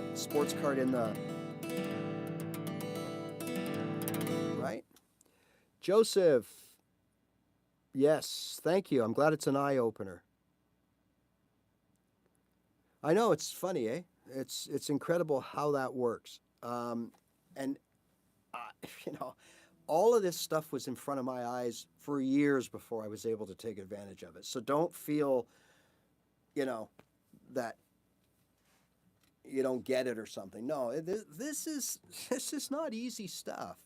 But once you see it, you laugh at how easy it is. Trust me on that one. It's getting to that point because we have all this stuff going on around our heads that we're not supposed to know this, and well, we're only beginners. No, we got to start thinking more confidently. If you're at the level now that you want to play notes and scales and runs and licks and all that, you're a guitar player, bud. You're just now going on to another part of your journey. So take that confidence that you earned from, you know, whether it's months or years of playing open songs or open chord songs and perfecting your strumming, right? Take that confidence to the next level of your journey. So don't think you can't do this, because it's really not hard. No matter which strategy you take that we just talked about, whether you're, oh, I'm going to just stick with the scale I know. Perfect. Do that. The only downside to that is you're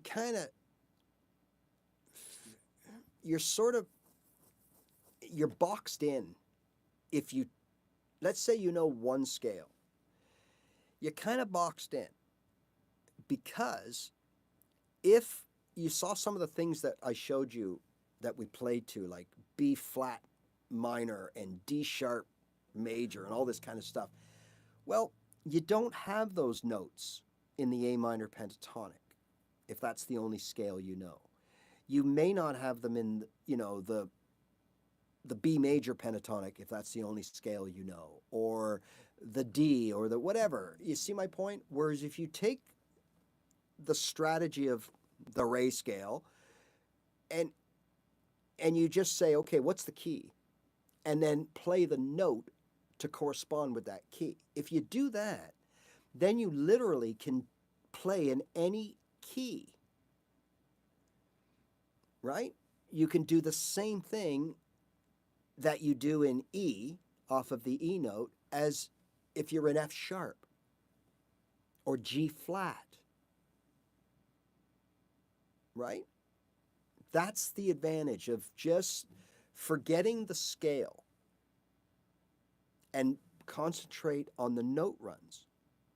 Now, in no time, I have some footage somewhere that I'm going to dig out of when I started doing this. And you can see what I was like. I mean, I was like what I would expect many of you to be like and what you would expect yourselves to be like. And I was like, okay, and I'd hit the wrong string, and I'd put my fingers in the wrong spot, and I just didn't sound right, but I got it. Like, I just knew that I had to, the first step to playing any kind of, if you watch any of these guys play, or girls, if you watch them close up, slow it down, okay? You're basically going to see a lot of these two fingers in play, okay? Because most of the stuff that you play is 2 frets apart, most of it. The major scale was the first scale that I played or learned that they actually had notes next to each other, right? Because we had this thing here right at the beginning, so I'm in A right now. So the A major would be, it had that little right there.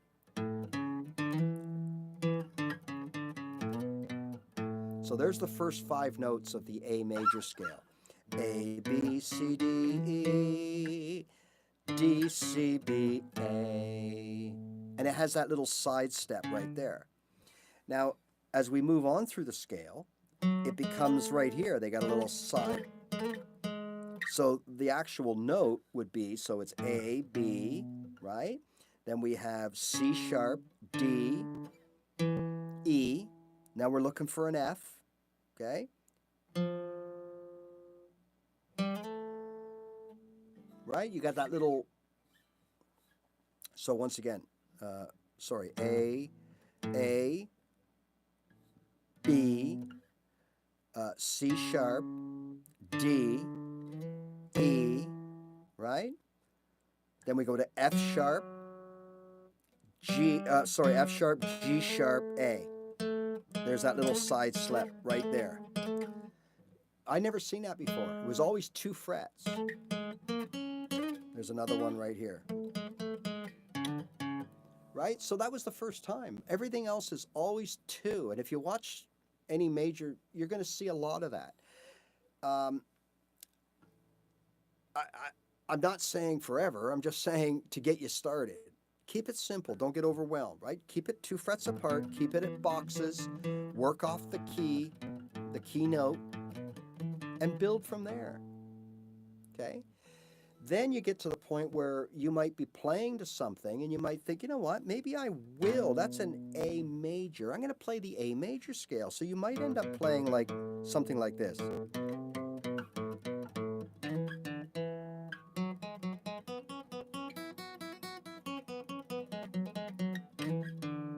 So I'm playing little shapes within my A major scale. Right? And you're more than welcome to do that. But for simplicity reasons to get you going, I like that whole keynote. That's right. Keep it simple. It's so important. So, and remember, the same thing now applies to when you were starting. No, it's something, I don't know what it is. If anybody knows the setting, on my iPad, it says camera. And then it has a thing, it says mirror the front camera. Well, I assume that you don't want it mirrored. So it's off. If I'm wrong, then I know what the problem is. So if someone can clarify that, should I have that selected to mirror the front camera on? Or should it be off? I thought it should be off because you don't want it mirrored. But these things are so confusing. Like Apple, and it's all these languages. Like, why don't you just say, do you want an inverted image? Click here. If you don't, click there. Like, mirrored. What does mirrored mean anyways? Like, I don't know. Anyways. I know, I'm not left-handed, I'm right-handed, so. All right, so does anyone have any questions about, again, about the whole process of playing notes? As a starting point. Now, I'm not telling you that, you know, this is going to get you to Madison Square Garden or the O2 Arena anytime soon. But I'm going to tell you, you can really play some good chops just using that theory of the octave, right? Start in G, play your 4-note box, go to the next G, play the same 4 notes off of that G, go to the next G, play the, you know, you can really do well. And when you get good, then you can do that for every chord in the progression if you happen to know what the chords are. So if you know what the 4 chords are in the progression, you could do that. So like we could do, what's this playing now? We have G, looks like it's like a 12-bar blues, right? So we have, here we go.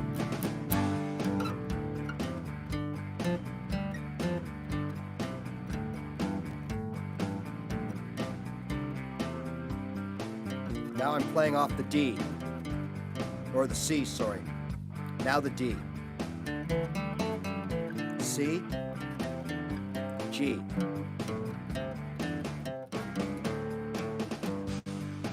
You could do that. Or you can do this.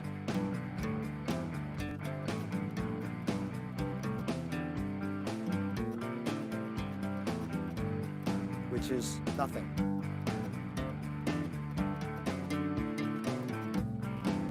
In other words, same 4 notes, just play them a little differently backwards once in a while. That's it. Right? Because we have G, A, C, D notes. And what chords do we have? G, C, D. 1, 4, 5.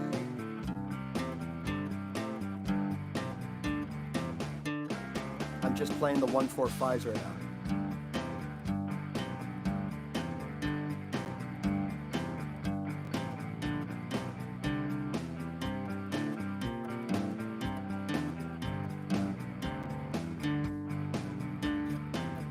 So I'm not playing the 2, the A, just to show you that I'm only playing the 3 notes to correspond with the 3 chords, because the notes and the chords are the same, right? Next week we're gonna go through the keys next week, and we're gonna look at the chords in the keys, and we're gonna find ways to play. Even if you've never played weird chords, I'm gonna show you ways to play weird chords that you don't know how to play. And part of that lesson would be what we're talking about today, and that the chords in the key of D are the same as the notes in D, in the D chord. So the chords in the key of D are the same as the notes in the chord of D. If that makes sense, right? To show you there's a relevance. So again, for the people that were asking, if it's a flat, a sharp, a minor, or a major, what note do I play? Well, that's kind of your answer, is that if you are in the key of B, you play the B. If you're in the key of the B flat, you play off the B flat. Okay? But minors and majors, you throw them out the window. They don't matter. It's the note. All right? So, all right. I hope, hey, I recognize some new names that have come up in the chat. I know there's always lurkers out there and stuff. That's cool. But I think I saw some new names today. Welcome. We get together here every Thursday at 3 o'clock. We talk about all things guitar, kind of uppity guitar. I come on Tuesdays at 2 as well, but that's strictly beginners. We go right back to the nuts, and we strip the wall to the studs, and we just talk about getting, for those of you that are just starting out, right? Some strategies to learn, what to learn, what will get you playing songs as quick as possible. I have a bunch of videos, well over 300 if you want to check them out. And if you like what you see and you haven't been here before and you want to be a part of it, just hit the old subscribe-a-roo thing wherever it is on your screen, wherever you're watching. It's the best way to support the channel, by subscribing.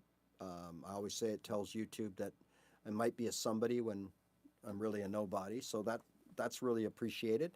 And I'm always here to answer questions, right? So, like you, I'm not a professional. I'm not a hired gun.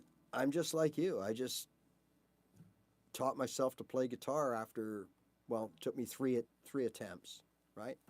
And that's well documented. So the first 2 were pretty much disasters. And then the third time is when I really, well, it's where I made everything, where I got where I am. And it happened so fast. It really did.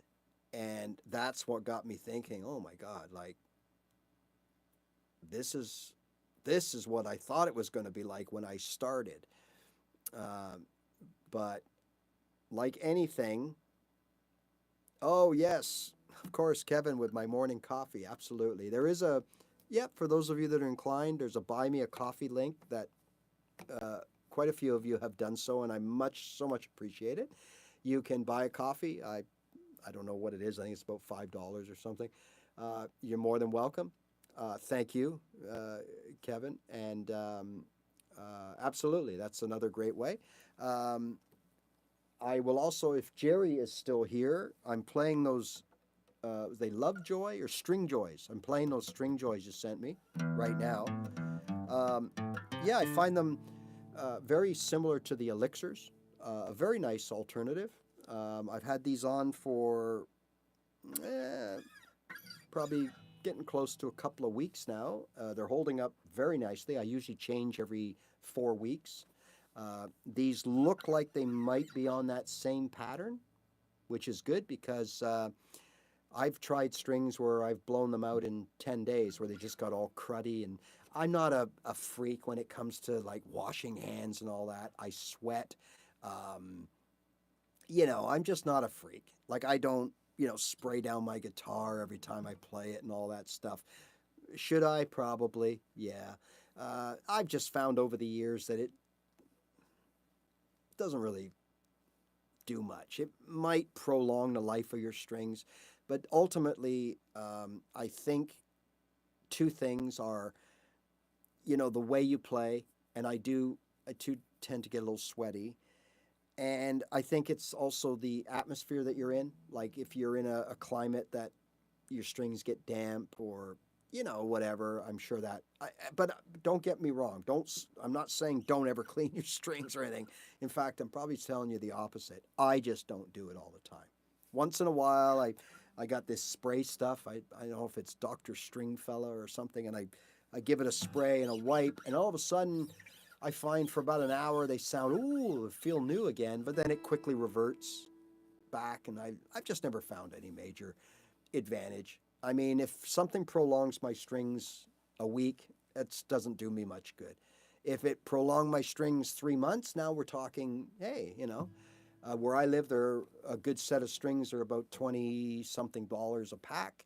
So, you know, yeah, the more the more you practice, yes, the dirtier your strings get, but it is what it is. Yeah, no, look, most of you here, I'm in yeah, that's right. In the wintertime, the climate gets dry. Yeah. And then in the summertime, uh, yeah, you're right. I've got the same stuff. Fast Fret is one of them. I've tried. I think the one I got right now is Dr. Stringfellow or something. I think it might be an Ernie Ball thing. I don't know. But you're right. No, little things like that help. You know. But yeah, and and then in the summer we get very hot and humid. And you know, it all changes. Even though my room, I try to keep it, it's not 100%, but I keep it controlled. So it never gets too gooey and it never gets too dry unless something happens like a power failure or something. And then I have no choice. But, yeah, you know, that's it. So this this type of stuff here, again, I'm going to leave you with this thought, and I want you guys to understand it. Is that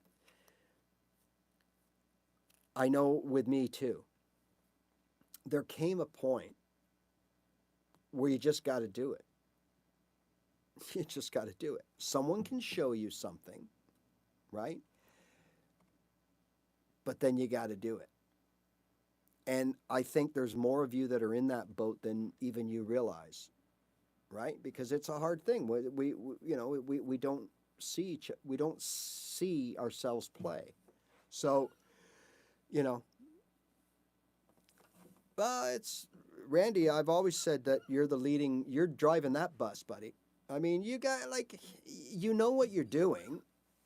You just, it's gonna come. Like you just play like nobody's watching and continue and just continue and just continue.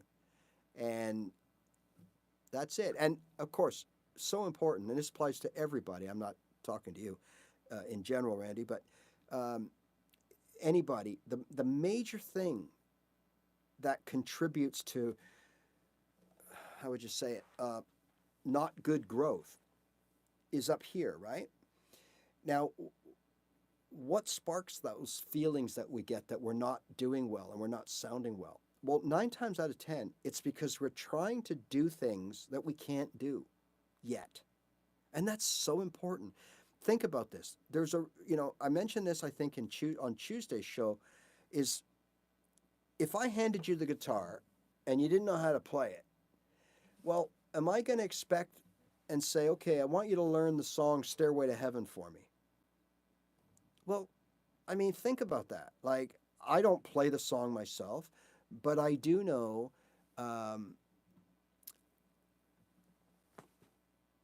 Cranberry Juice. Oh, I never knew that, buddy. I'll have to give that a try. Um, there's a reason when we start out that no matter where you learn guitar, they're going to tell you, hey, 3-chord songs. Row, row, row your boat gently down the stream. Merrily, merrily, merrily, merrily, life is but a dream. There's a reason that we got to do that. Okay? Because we're not ready or able to play a song with multiple chord changes, fast chord changes, bar chords, weird chords, key changes. We're just not. So we got to keep it simple. And a lot of people, right off the bat, they want to learn the most difficult song. Or they want to shred the board from bottom to top seamlessly. Well, it's not going to happen. I don't care who you are. Right? Now, can you learn Stairway to Heaven? You could. But I'm going to tell you that it will basically eat up every living second of your journey. And you will be denying yourself of all these much needed foundational things that we have to play and learn and develop before we can play songs like that. But yes, if you sat down day after day, and again, I don't know how to play it, and you started, you got it. Twinkle, twinkle, baby. You got it. There's a reason we do that. It's so that we can start polishing and getting repetition without being bored and without sounding like nothing. At least we can sound like something we can relate to, right? So, and then we just get better. And then, of course, because we know these easy songs, it's sort of a built-in gauge of how well we're doing in our progress, because the better those songs start to sound, that means that our strumming's getting better. We're changing our chords more fluidly and smoother. And it's all reflecting in the quality of that easy 3-chord song that we're playing, right? Yeah.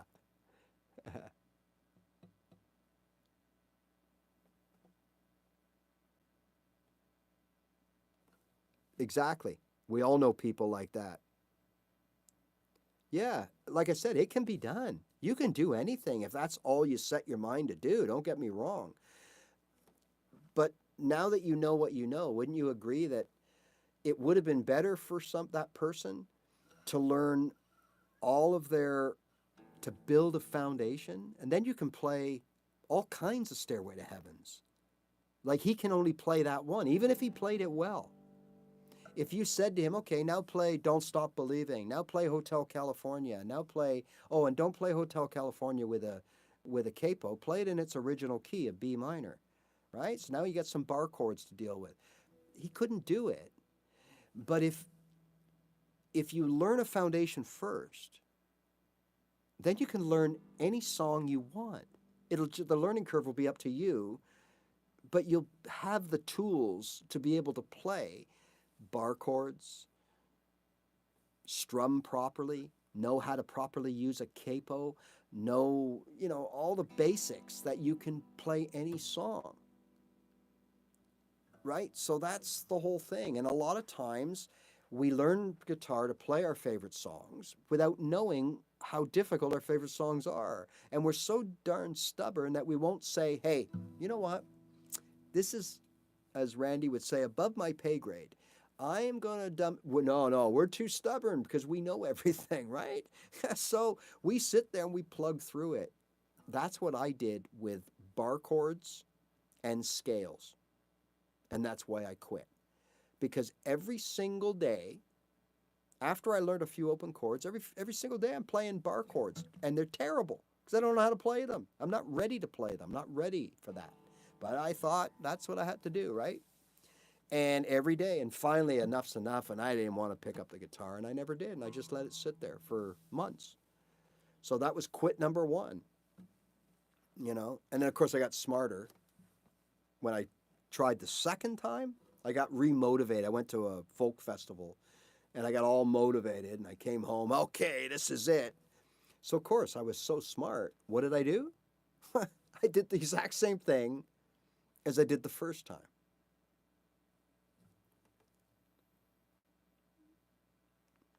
Ah, yeah, actually, well, Freebird is actually an easy song to play, but you got that whole blah, blah, blah thing going on for about 6 minutes at the end there, but Freebird is actually, it's not a hard song to play. It's like 4 open chords, right? 4 or 5 open chords. Was it G, D, E minor, F, C, D? Yeah, so it's like, what, 4 chords? But it is not an easy song to play at the beginning. I mean, not many are, right? But happy birthday. There you go. You gotta start somewhere. And mine was, mine was an attempt at Row, Row, Row Your Boat from the Guitar Book for Dummies, Guitar for Dummies book. But my first song that I ever played was this.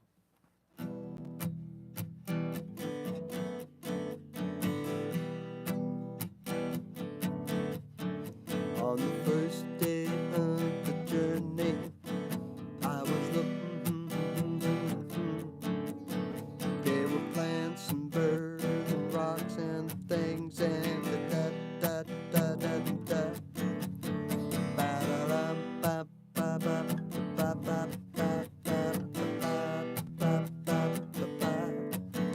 In the city, see, I've been through the desert on a horse with no name. Today, in the Vena, 2 chords. As it turns out, the first chord was easy, E minor. And then there's this weird chord. It's like a D / add 9, 10, 11. Some weird chord. D9 add 11 or some weird thing, okay? And it turns out I've never played that chord since. I've never needed it, never played it since. And it's simply just the E minor chord split. So you play your E minor. Now, if you play it with these 2 fingers, you're going to split like that. If you play it with these 2 fingers, you're going to split like that. So it's 1, 2, 3, 4, 1, 2, 3, 4, 1, 2, 3, 4, 1, 2, 3, 4, 1, 2, 3, 4, 1, 2, 3, 4. That's all it is. But that was the first full song that I ever played. And I played it in public. I'd only been playing about a few months, and I went to this family jam that they have in a park. They have a tent set up, and the whole everybody can just go up and play. And somebody took me out. They wanted to, hey, let's do it, Ray. Come on, you know that 1, 2 chords, 1 song. You know how to play it. I've heard you play it in your kitchen. Let's go. And they forced me to go up. I was like this. And they carried the whole load, right? They kept the rhythm. They sang the lyrics. I just had to sit there, and I made some mistakes. But again, it was kind of washed over by having someone with me. And man, the feeling I got was amazing. Just sitting there. Now, to the average person, they wouldn't have known that I had never played guitar before. Right? And that was a real rush. Like, that was great. But anyways, the moral of the story is, don't take on these hard songs. That will come, right? So if you have trouble for more than a day, you're probably playing the wrong song. So once you know your open chords and you know some strumming patterns, okay, the reality is, if you take on a song and you're working on it for a week, no, it's probably best to back off and go somewhere, dumb it down a little bit. I always recommend starting on the 1-4-5 songs. So those are songs like the 12-bar blues is the 1-4-5. Those are the 3 major chords in a key. So in the key of G, right? G, C, D. Da, ba, ba, ba, ba. Ba, ba, ba, ba, ba. Okay? In the key of C, that would be C.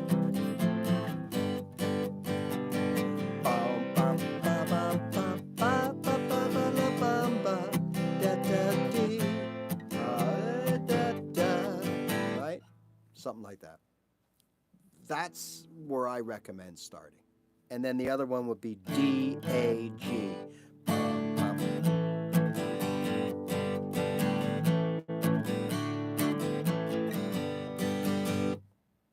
Okay, and then the last one would be E, A, D. Well, we're big rock singers, we got golden fingers, and we're loved everywhere that we go. We sing about beauty and we sing about truth for $10,000. Oh, it's got that little A7 for $10,000 a show. Ah, da da da da. A A A A A A A A. Right? The bill that'll get you when you get your picture on the cover of the Rolling Stone. Rolling Stone. AED. So, by learning songs, Dr. Hook, awesome band. I loved their songs when I was a kid. All of their songs. This one, Sylvia's Mother, that was a big one. Sylvia's mother said, right? Sylvia's crying. All right. Yeah, don't take on things that are too difficult, because it will get in your head that you're not good, that you're having trouble, that you're struggling. And if that gets in your head, it's hard to get it out of your head. Okay? So it's so, so important for everybody, me included. There are songs that I'd like to learn too, but I can't. It's above my pay grade, as Randy said. So those are little projects I keep on the side when I got nothing to do and I'm a little bored. I'll whip that out and think, okay, let's try this again. There are songs that really good guitar players don't try or don't take on, or that it's their side project. Okay, so it's just that those songs are probably way more complicated, right? You know what I mean? Like, we're all in that level. So for when you're starting out and you can play D or G, D, and C, and someone says, okay, let's play the A minor in there. Oh, wait a minute. No, whoa, how's that going to work, right? So now you're,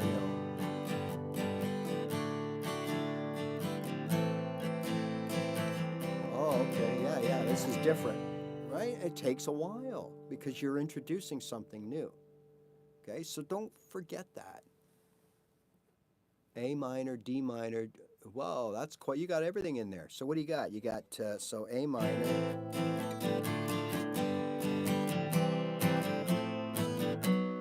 I'd play my B here for that, and then E. So here's how we'll play that. So,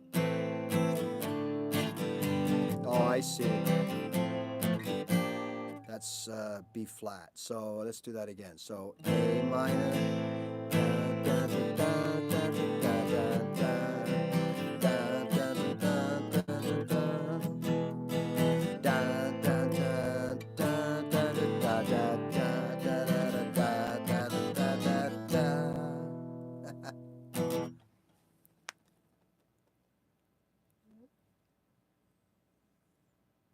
Oh, it's a B diminished. Okay, gotcha. Hey, this is the first. Remember, I always tell you people that there are 7 chords in a key. 3 major, those are the 1, 4, 5s in a major key. 2, 3, and 6 are minors.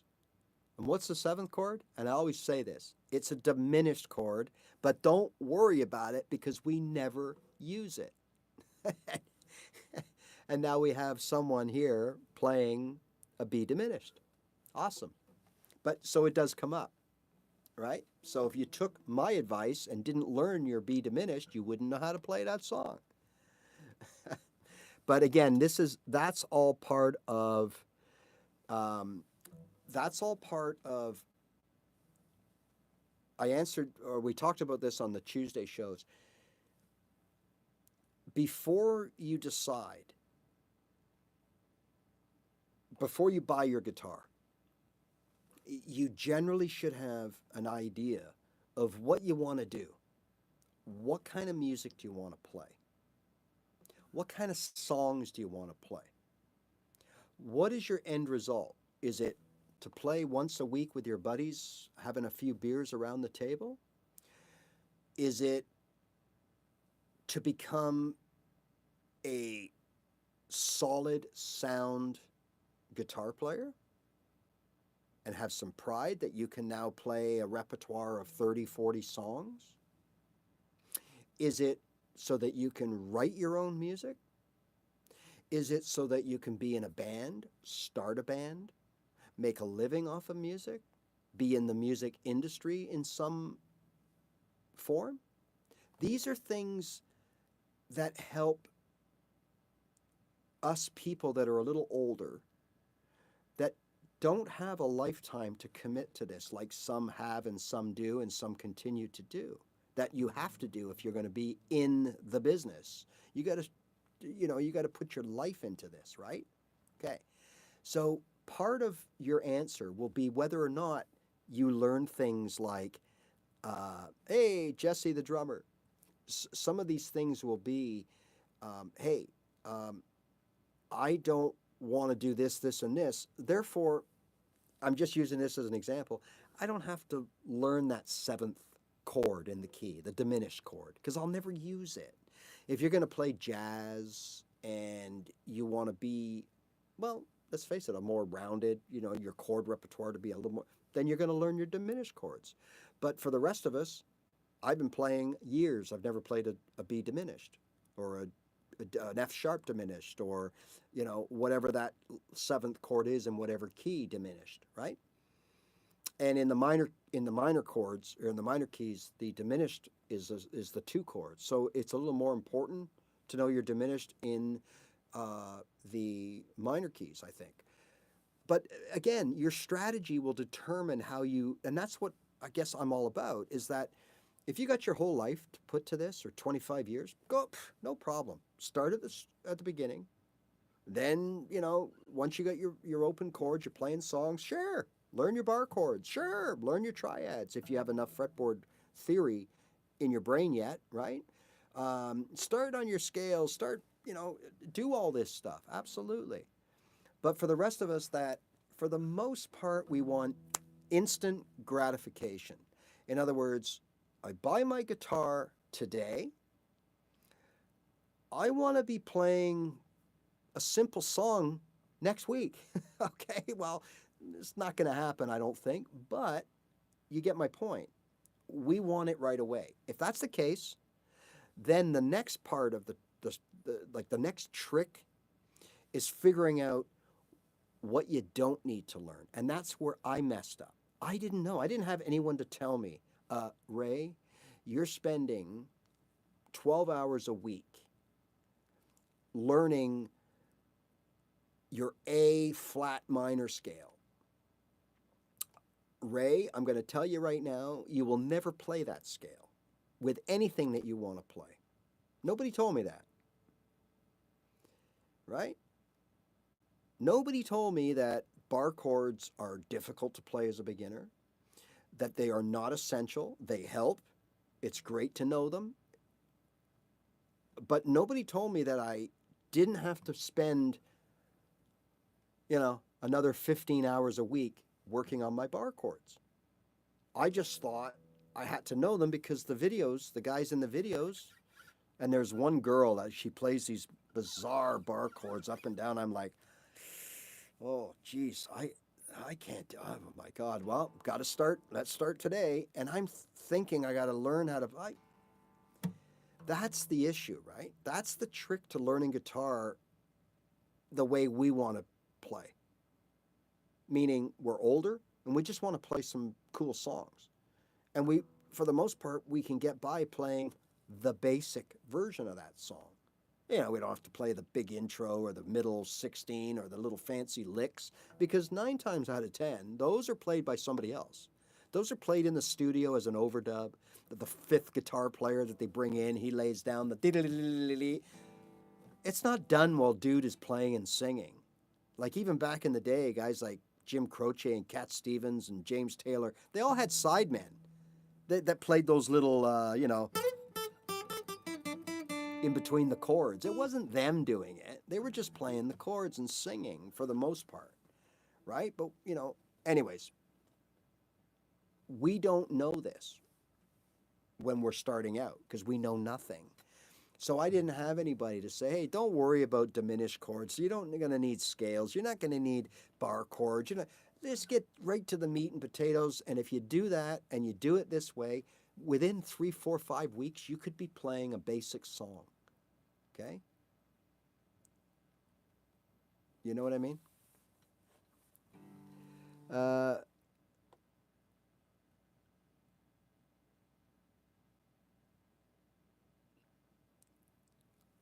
Bass is cool, yeah. Bass is cool. The only thing about bass, it might be better, but there's a reason why bass players always get made fun of. Because at the end of the day, you're missing 2 strings, bud. Right? So you're missing, we got 2 more strings that we got to worry about than you do. And when you play bass, yeah, you're basically just playing those 4 strings of the guitar. You're not playing the treble strings. Now, I know there's 5-string basses and all that, but for the most part, you're just playing those 4 strings. You're just playing them octaves way lower. I play around with it. I have an electric bass. I play around with it. I'm not a bass player, but I play around with it. I can get by. If someone said, hey, we need a bass player, like, can you pull it off? I'd have to take a look at their repertoire, what they're playing, what keys they're in. I could probably say, yeah, based on the way I talk to you guys about playing little 4-note boxes, I could do the same thing with the bass. I could play like roots and thirds, or roots, thirds, and fifths, or roots and fifths, roots and thirds, that kind of stuff, and it'd be fine. You know, so when they're playing, in other words, when they're playing a G, I could sit here on the bass and play root, G, and third. Well, what would that be? That'd be G, A, B. That'd be B. So I could play this on the bass, right? So when you're playing this, I could be there going.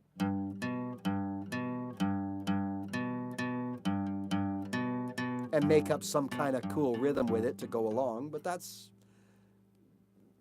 the basics of playing bass. But no, I'm just sort of playing with you. No, bass is cool. I'll tell you what the bass did for me.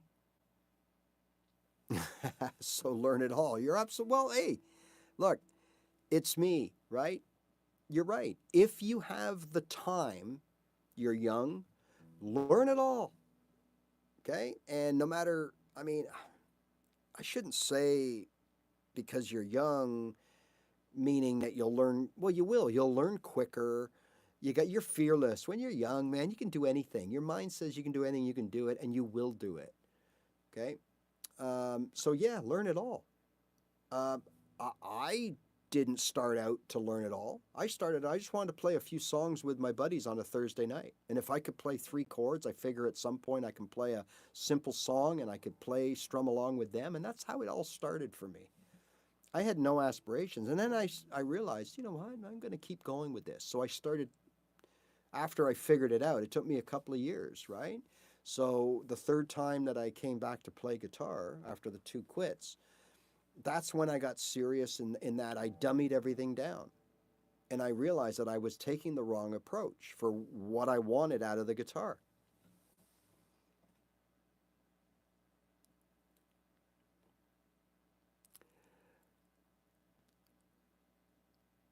Okay, Charles, you played from tabs. Okay, yeah, nothing wrong with that. Nothing wrong with that.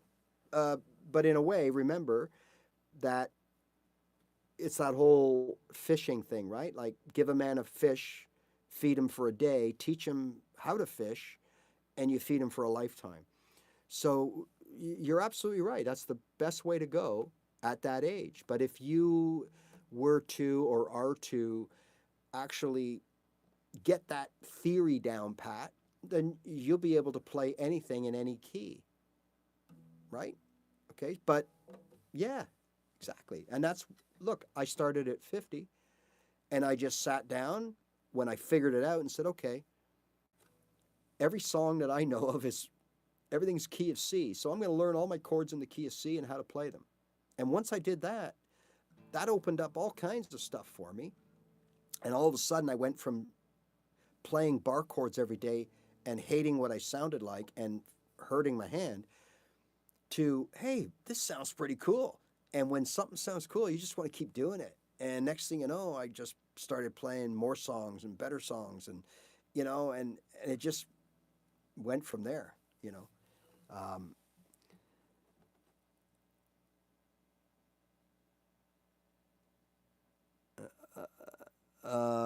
So yeah, okay. So we've got a bass player at war with us here.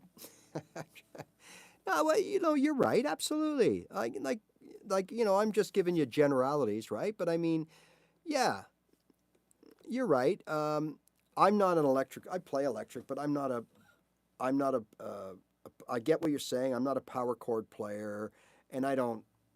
I mean, I can hold my own when it comes to playing lead or riffs or licks along with another player, but I'm not. That's not my forte. My forte is basically guitar-oriented pop and folk songs, singing, playing, and writing. That's it. And anything I write, I don't put power chords in it. I do write bass lines, but I don't put power chords in it, right? I use good old-fashioned open chord strumming, okay? Um,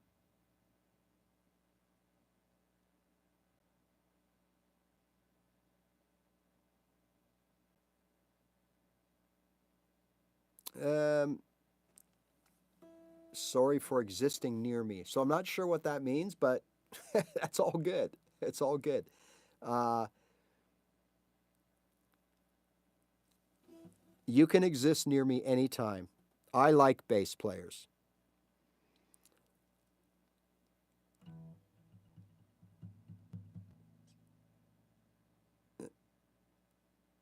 Open chords is bass? Yeah, well, I could see how you would think that.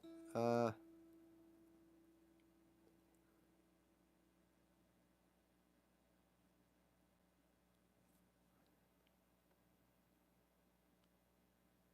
okay, on the C, A chord going to an F sharp minor, which is very, very common.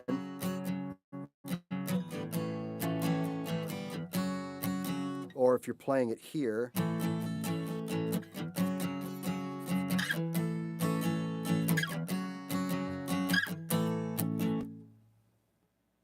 capo on third fret, capo on third fret, and the song is in B flat. Is that what you're asking me? Right?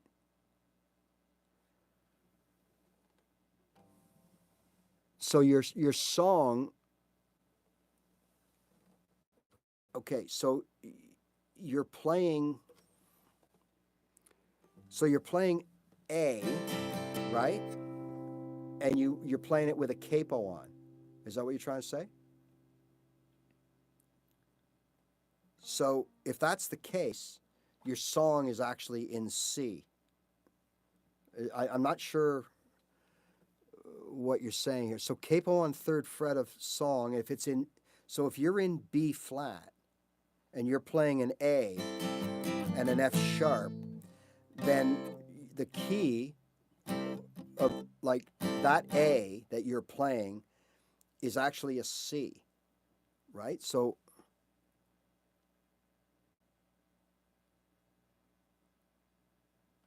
I'm not quite sure what you're saying or asking, George.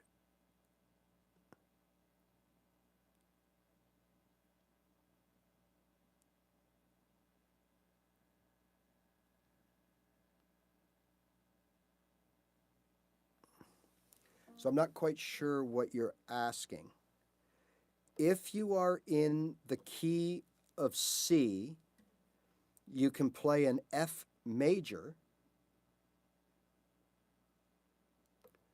And I'm not saying you can't play an F minor, but you're doing a Bowie there, like you're kind of bending the rules, but it can be done. So again, I'm not quite sure I'm following what you're asking.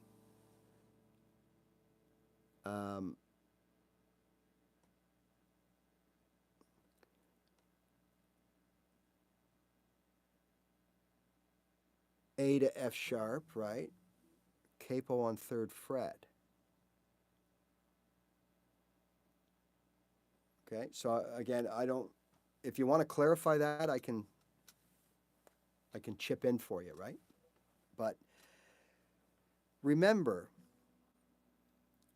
you can play, okay, let me give you an example. This is a song everybody knows, right? And I'm not going to play the whole thing. I'm just enough to show you what it is. So, da da da, da da da da da da da. You always sung every time you placed a bet. Okay, now this song would be the key of C, right? It's got every chord in it except for the B diminished. So he's cruising along. So check out the chords, the verse. C, A minor. Oh yeah, that's a nice chord progression. But check this one out. It's C, E minor, G, C, E minor, G, right? Then he goes, the next part of it, he goes, da, da, da, A major, caught up with you yesterday, or I'm sorry, E major, and then caught up with you yesterday, A major, moving game to game, then he slides back into the key, like the chords from the key of C, which would be D minor, no one standing in your way,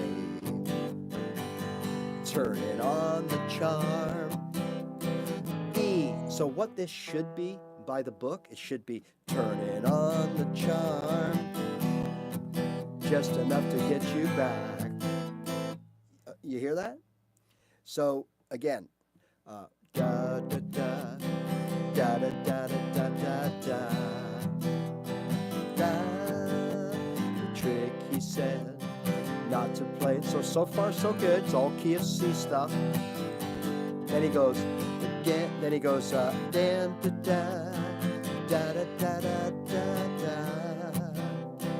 da da da da da. Right? It's all good stuff. Da da da da da da. So there's every key in the key of C done properly. Then all of a sudden he goes, and you're still the same. Now instead of going from here to the E minor, right? He goes, still the same. E major, caught up with you yesterday, A major, day. Moving game to game. All right. Why can he do that? Why is that allowed to happen? Okay, well, to me, the answer is simple. Now, there is a technical answer to it, and it's referred to as borrowing a chord from a relative key. So in this case, the key of C is relative to A minor. So now we can play some chords from A minor, I guess. I don't know. But you know what the real answer is to me? Like how I would tell people, if someone said to me, hey, Ray, I'm working on a song, okay, and it's in C, and the chords are, you know, from the key of C, E minor, G, but you know what? Then all of a sudden I do this. That little, but other than those two chords, then I go right back to the key of C. Da da da da da. Right? Can I do that? You know what my answer would be? Without knowing the song or anything? I would say, how does it sound? And they'd probably say, well, it sounds really cool, really good. Then my answer would be, play it. Okay? David Bowie's another one, right? Now, he, in my opinion, breaks the rules all the time. And, like, look at the song Suffragette City, right? Hey, man. And then I think he goes, what is it? Hey, man, leave me alone. I said, hey, man, the telephone. Okay, let's look at that. A, right? Then he goes to, what is the 1-4-5 of A? So A, B, C, D. So A, D, E is the 1-4-5, major. So everything else in that key should be minor and 1 diminished. So remember that. So here we are in A. Hey, man, all the do-do-do. But he goes to F and G.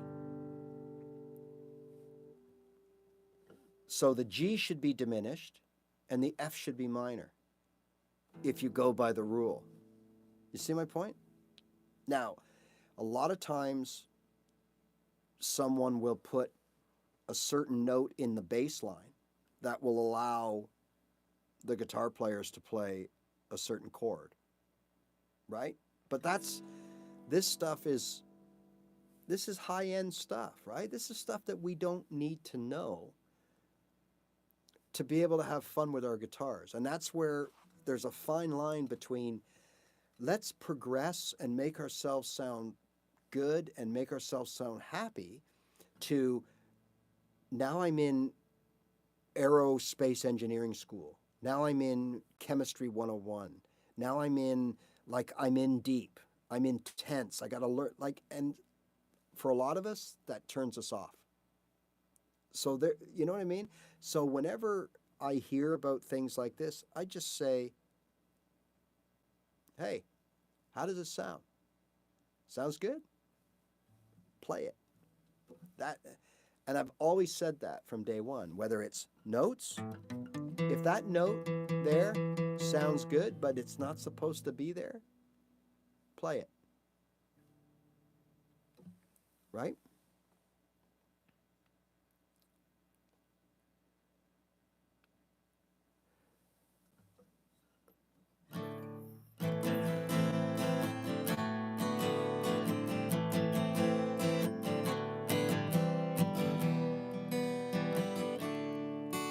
Sipoma, yeah. So you got some pretty cool chord progressions going on there. Yeah, for sure. Hi, Griffin. I think you joined us right at the end here, but that's okay. So, yeah, I mean, you know, yeah, but that's the beauty of it. And we can learn, everybody can learn from things like that, right? If you want to. But remember, all of this stuff that we talked about today is not necessary to know as a basic early let's get playing songs guitar player. That's why the shows are split up, beginners and then more than beginners. And I know for me, the big thing was I didn't know that I didn't need to know.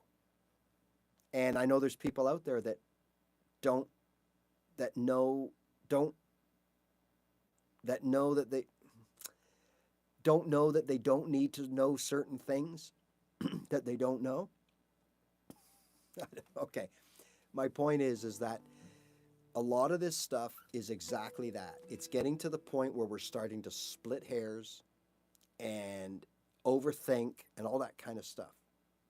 And there's a time for it, but it's just, for me, it's not where I want to be. I kind of, I think I've achieved what I want for what I needed, and then I never expected that I would be playing solos and that I would know scales and how all these notes work. I never thought that. In fact, I used to be like, like I don't want to hear anything about notes and scales and keys and chords and how to make chords and the first, the third, the perfect fifth and the minor third. And I didn't want to know any of that stuff. What's a seventh chord? Oh, that's when I don't want to know. Don't want to know. Okay? And now I know. And I guess I know because I wanted to, not because it was forced down my throat or something that I felt I had to learn.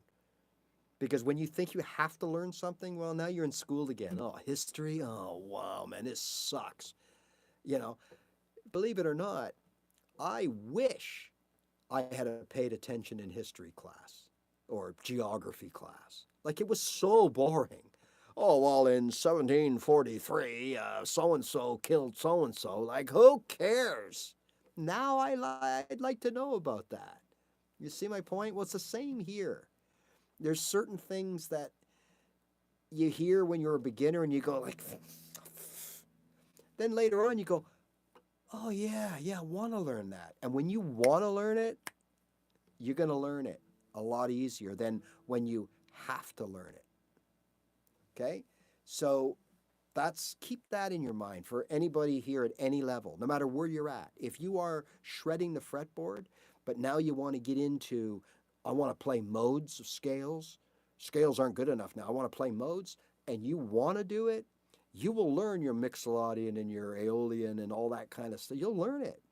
But if I said to you today, all right, come back in 1 week and you got to know your aeolian mode of your A major pentatonic or whatever, you'd be like, I'm not doing that. I don't need that. I can't do that. Right? History Channel. Yeah, it sums it up, right? You know. So, you know, yeah, that's exactly right, Jeff. It's so, that phrase gets so used and it's so important. Keep it simple. Keep it simple at any level you're at. So if you're shredding, make sure that you are a master shredder before you take on the next biggest thing, right? You know. Yeah, sure. Yeah, Jerry, when I started, I think it's the same sort of chart. I got it at the guitar shop. Big chart went on the wall, and it was like every chord known to man almost, okay? So when I started to learn guitar, well, they said I got to learn my chords. They didn't say which chords. They just said, got to learn chords. Okay, got to learn chords. So I got a chart, and I started. A7, A major 7, A minor 7, A diminished, A this, A that, A sus 5, A add 9, A add blah, blah, blah, blah, blah, blah, blah. And I'm like, oh my God, I've been at this for a month and I'm not even through the A's and I got to get all the way to G. I was so naive. Nobody said, hey, Ray, here, come here, let me show you something. Learn A major and eventually A minor. You'll be just fine. Nobody said that to me, so I thought I had to learn it all, right? So,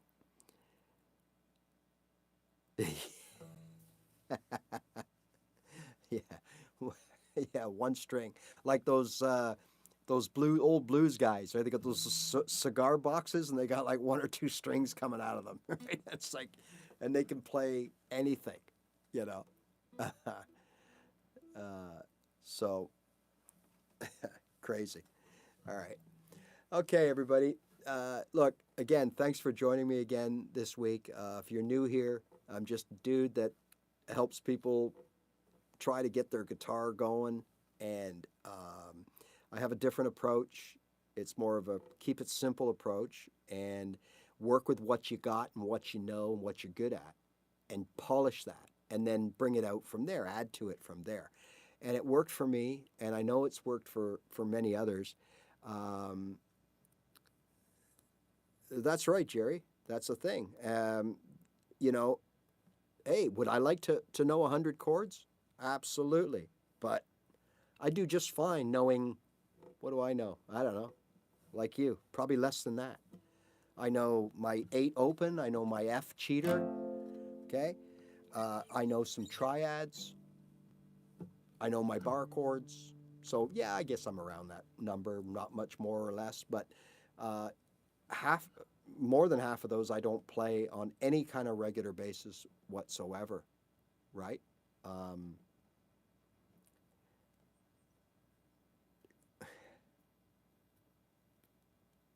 F and B. Oh, there you go. Okay.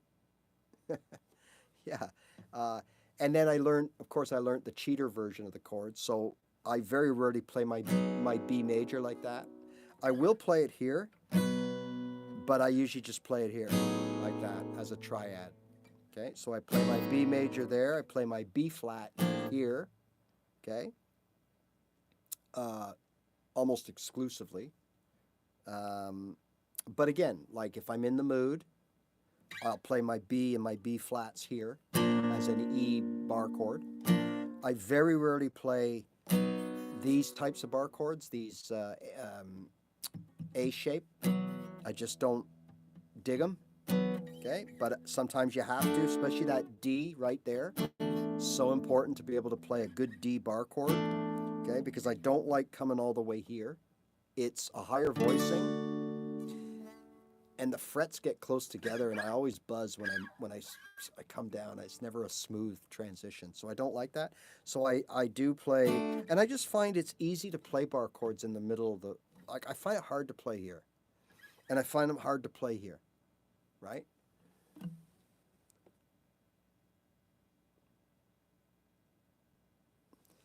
$4,400, and I thought I was doing good knowing 4,290. I'm sure. I mean, music technically is infinite, right? Like I think it can just keep going on, like octaves and octaves and octaves. So I'm assuming, yeah. I mean, 4,400 sounds not out of whack, right? But yeah, and the thing is, you figure out, and that's, again, I keep getting back, and you could be a beginner or not. It's just so important. If you don't know what you want to do with your guitar day one, that's okay. Okay, it might result in you putting more time in than needed to learn things that you turned out 6 months later when, "Oh, I'm never going to use that now that I know what I want to play." But sometimes we don't know. But that's why if you know what you want out of your guitar before you buy it, then you can tailor your journey, the start of your journey, you can tailor it to your needs. So that sounds exactly the way it's meant to sound, is that you only have to learn what you will need to accomplish what you want to do. So again, like I tell everybody, if you just want to play your favorite pop songs from yesteryear and rock songs, well, you're going to need G's, you're going to need D's, you're going to need A's, you're going to need C's, and you might as well learn those day one. Right? So again, day one, G, C, and D. And the sooner that you can go between those three, now you've got something to work with. Now you can play a whole bunch of really familiar songs, and you can stay there. You don't have to keep growing for a bit. Stay there. Stay at your G, C, D, and polish it and get it. Use those 3 chords that you know to make you feel good about yourself. And then, hey, then bring your A minor in, bring your E minor in, your D minor, whatever, whichever way you want to go. Learn your first bar chord. Mine was B minor and F sharp minor. Those are the only 2 bar chords that I played for the first years of my existence. If I needed to play a fancy chord, I either didn't play it or I used a capo, right? So I either didn't play the song, didn't learn the song because I had a weird bar chord. It had C sharp minor in it, G sharp minor, whatever, right? But B minor would come up because it's a very popular chord that comes up if you're playing in the key of, you know, not many, but C and D's. You're going to get D especially, you're going to get a B minor come up quite a bit. F sharp minor, because like the person pointed out before, there's a lot of songs that go D, A, F sharp. In the night, it's come, da da da. No, then it goes to the E. Da da da da, da da da. Like it's just a nice fit, that F sharp minor. So I just learned B minor and F sharp minor, and that's all I used for the longest time, for years. And then once I developed this good foundation and I was confident and I was playing songs and I felt that I sounded good and my strumming was smooth and I'm confident and everything and relaxed. Then I started learning my bar chords properly. I learned all the shapes, and then I just would, go up and down, and I would switch in between the two shapes in the same fret, meaning, and I'm not going to get into this too much because I've done a lot about it before, but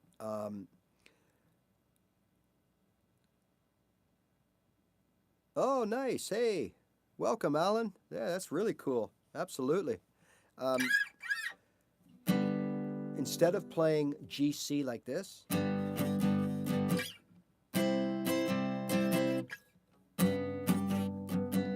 anything like that, I would recommend learning the other shape.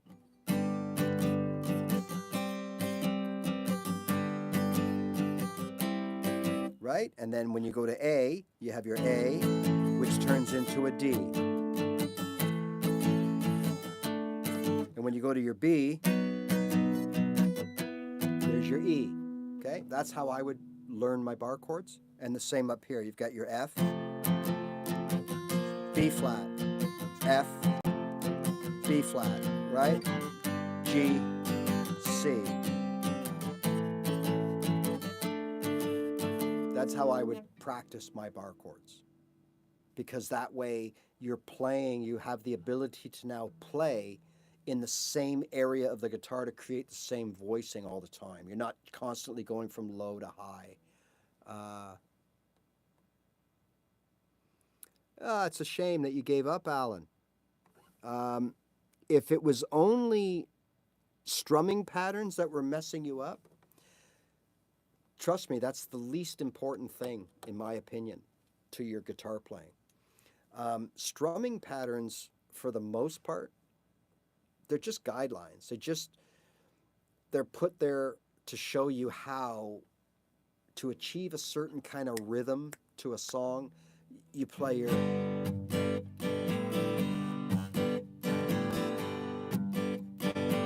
Right? I can play that same thing like this. Might sound a little different, but I can play it, right? Well, you should pick it up, Alan, and don't let strumming patterns get in your way. In fact, I would go even further than that, and I would say when you pick up your guitar and get back into it, don't use strumming patterns right off the bat. Just play all downs. Just play,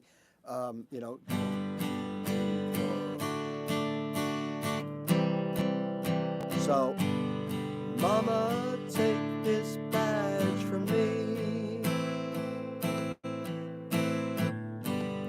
I can't use it no more. I'm just playing downs, right? Until, you get the whole feel of things. And then it's not hard to add,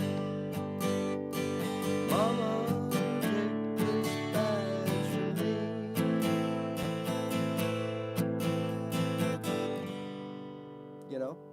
Don't let strumming patterns get in your way. They messed me up too. That's one of the reasons I quit, right? Twice. But the first time was mostly bar chords. I just fed up, and strumming. Because I was so hung up on these strumming patterns, right?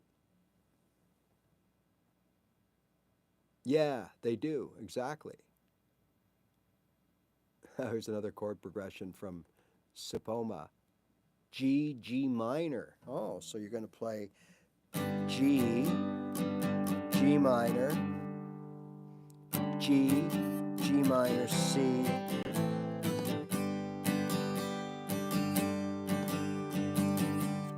See, all right. In my opinion, that G minor, you don't need it because you're not really changing. You're not really. You can get by without it, or get by without the major. Just play the G minor, A minor, right? So play G minor. What was it? G minor, A minor, or C, or whatever. You know, but that's just me.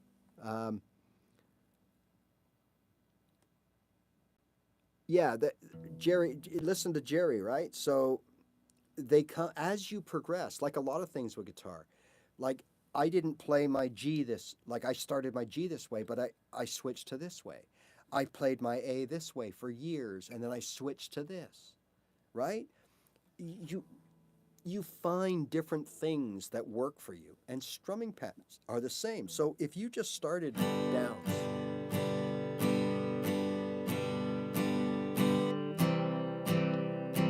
you could, don't forget, you could speed those up, right? So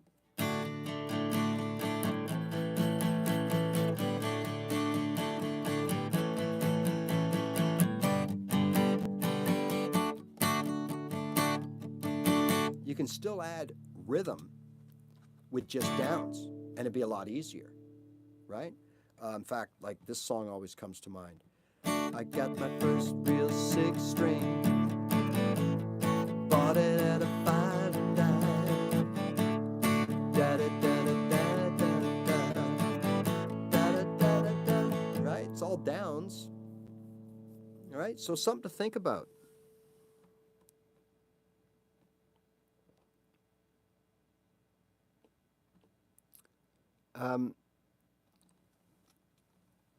I don't know that song. Sorry.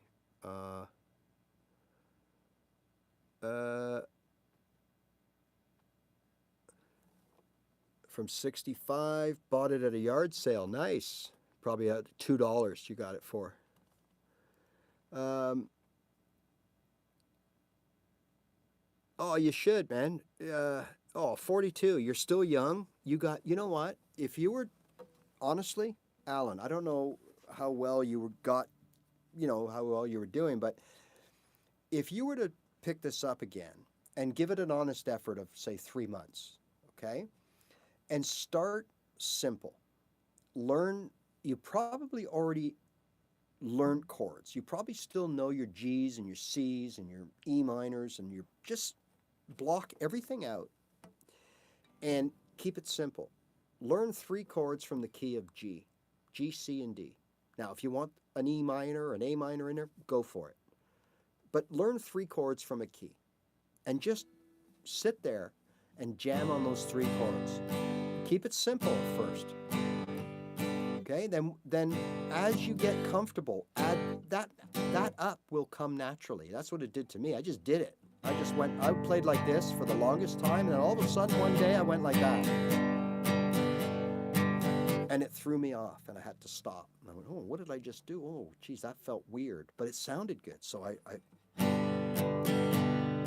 it's different. Okay, here's the best analogy. Do this. We've all been told to do that at one time. Hey, pat your head and rub your belly at the same time. Can you do it right away? I can't. But maybe after 30 seconds or 2 minutes, I can do it really well. And you might be the same. It's the same. This is the same thing. And especially if you've already got that early part out of the way, you're going to jump right into this, right? And if you avoid all the noise, don't listen to people telling you what you should do. Oh, you should learn this. You should learn. No. Learn what you want to learn, right? Learn what you want to learn on your own pace. And I recommend 3 chords from the same key and get those chords sounding at your speed 100%. Then worry about another chord. Then worry about a little more fancy strumming. Okay? So welcome, Alan.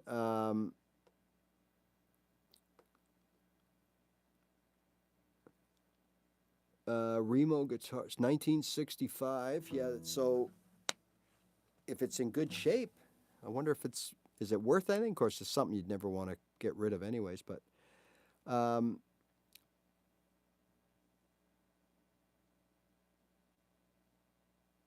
yeah, that is yeah. See all that stuff, Led Zeppelin, Yardbird, anything Jimmy Page. I'm telling you, like these guys were geniuses, right?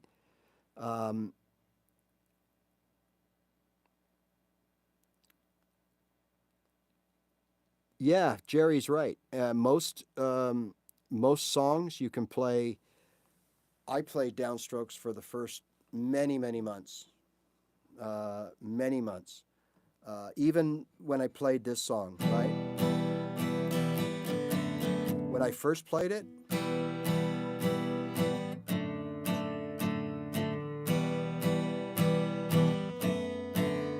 and then later I added that upstroke, and it was very difficult at first. It was freaky, like, oh my God, like I went up.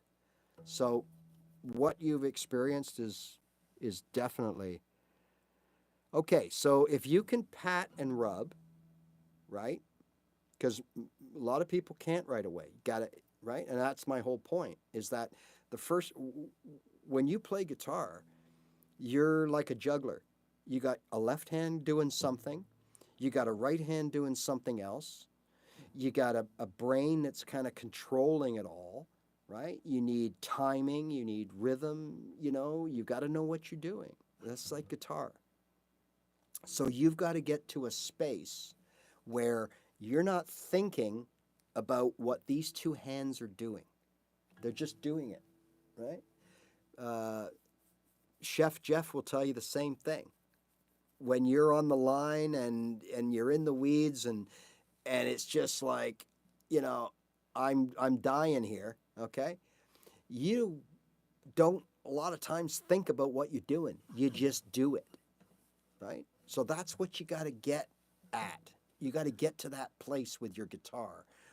And the only way to do that is to play it every day and play something simple, easy, so that you can get that into your muscle memory, some call it, right? I call it, motor skills, but same thing, right? And once you get to that point, right, that you can do that with 3 chords that mean something together, that actually are in like tens of thousands of songs together, and you can play them backwards and forwards, just those 3 chords, you're playing all kinds of songs. The right hand, I promise you, will then start to take care of itself. I always tell people, as soon as they can, as soon as you can play more than 2 chords, so as soon as you can go from C to D or G to C, right, and then you add that 3rd chord, that's the time to start worrying about your right hand.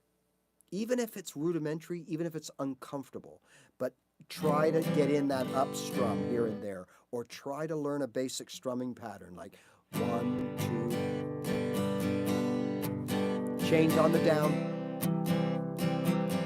change on the down, right? And just play that over and over again. You'd be surprised, right?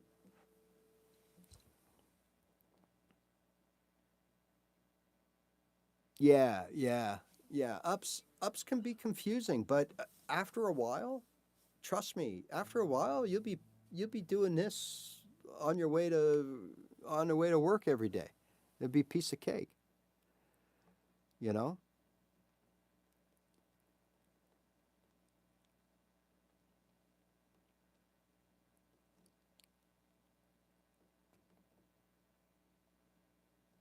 That's right. That's right. And so that's a good point, Jerry. So what I found helped me, you're right. The first thing that I ever did was everything was with my pointer finger. And I think it kind of hurt me a little bit because every chord I played, I led with my pointer finger.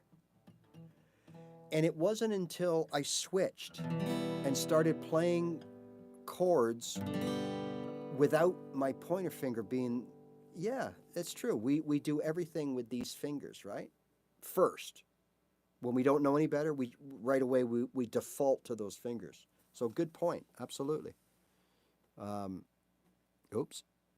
Yeah, absolutely. We default. But look, there's only so many videos that someone can make or I can make or whatever to show you different things, right? And there's some more coming with different things, that techniques and different things that we can do and way to, chords and stuff. But at some point, you got to get to the point where, like I said earlier, you just got to do it. Okay? There's no, you can go to all the channels and everybody's going to tell you the same thing, maybe packaged a little differently, right? There's no hidden secret thing that you don't know about out there. There's no special chords. There's no certain trick that if you learn it, like they make you believe on those videos, 20 minutes, you learn, download this. I'll show you one thing that'll open up everything. You'll be fretting the board in minutes. What they're going to show you are really good things. But don't think because you learn one thing that all of a sudden everything's just you're going to take off. The only way that I've ever found that you can do that is through hard work every day. Practice. 20 minutes, 30 minutes, quality practice. An hour, even better, but a lot of us don't have that time. 20 minutes, 30 minutes, good quality practice. And you know what? Like I always tell people, man, you ever tried to play golf? A lot of people play golf. It's very, very, very, very popular pastime for a lot of people. Okay? How were you the first time you went out playing golf? I'm going to give you the answer. Well, you were crap. Okay? So what did you decide to do? For those of you that got good, you went to a driving range. You may or may not have gotten lessons, but you probably at least watched some videos and got some tips on the basics. And you went to a driving range and you just hit ball after ball after ball. And then after a while, you started to hit the balls better. And then when you went to play real golf, you all of a sudden found that you weren't shanking it into the woods, that you were hitting the ball straighter, that you were hitting the ball on the green more often. Same with guitar. Right?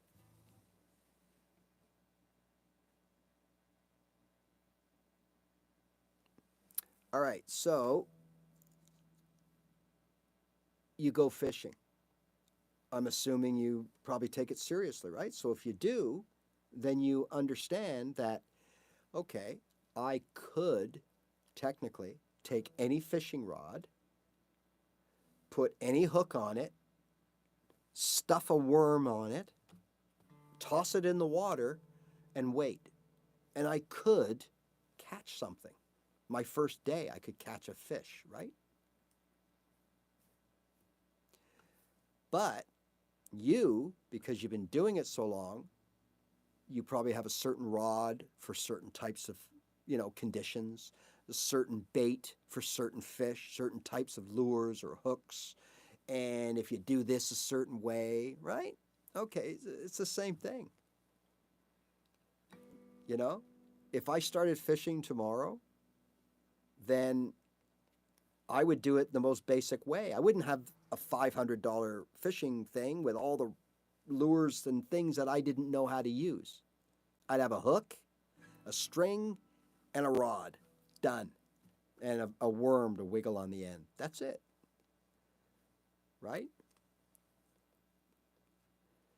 So, trust me, you get going on that guitar again, and the next thing you know, you'll be upping in your sleep. You'll be strumming, restrumming, unstrumming, destrumming, strumming again, strumming all over. You'll be going. you might, and join me on a Tuesday. I really talk about basics. Like this isn't, we don't usually talk like this on a Thursday per se, but on a Tuesday, it's all about beginners. It's all about, there's a number of people that join us that are just starting out and are still just playing their first couple of chords, and that's what we focus on. So, all right. So, anyways, I think we've done pretty good for today. So, thank you for the new people, the new followers. It's always nice.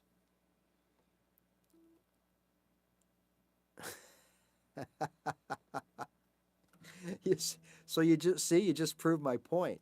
See, if you took me fishing, the first thing I'd do is go to the dollar store and buy a fishing kit, right? All in one. $10, I get the rod, I get the hook, and the string, and I'm going fishing with you, buddy. Right?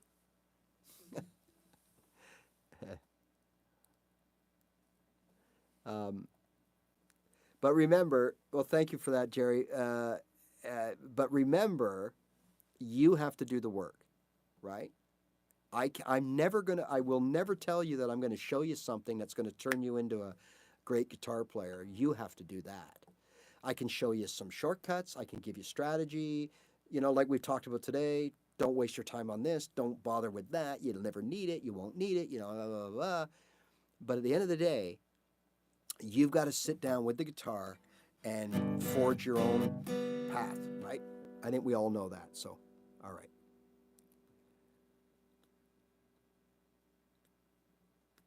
If you're talking to me, Jerry, I don't fish, but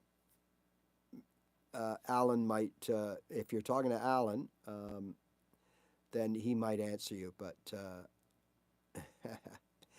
yeah, a lot of good people here, Alan.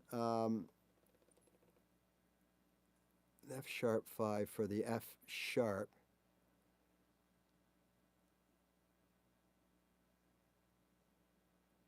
Oh, okay. That's what you meant from earlier, I guess. Okay.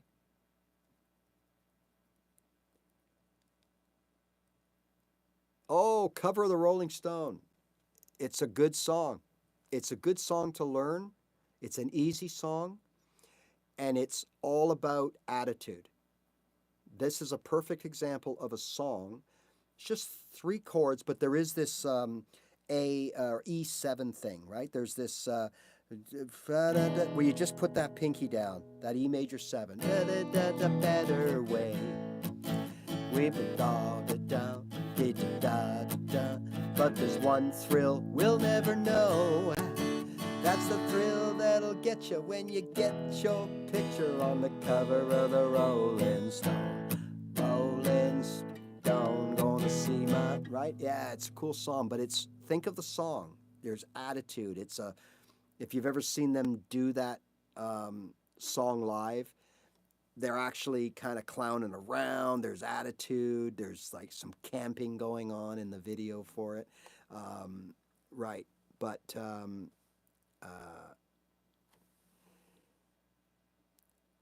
yeah, it's an easy song to play. But again, it's going to make you think a little bit. And it's a cool song because if you don't sing very well, that's good, because nor do they. Like the way they present that song, it's kind of goofy, like they're screwing around, you know. I can't get my picture on the cover. Bought 4 copies for my mother, right? And they make a kind of a thing about it. So it's a really cool song if you want to play it in front of people. Yeah, they were on something. That's for sure. All right. All right, people. Have fun with your guitar. And we'll see you, if not sooner. I do tend to come on sometimes, as you know, here and there on the weekends and stuff. So watch out if you want to join me. Sometimes it's just for practice, and sometimes I just play some songs.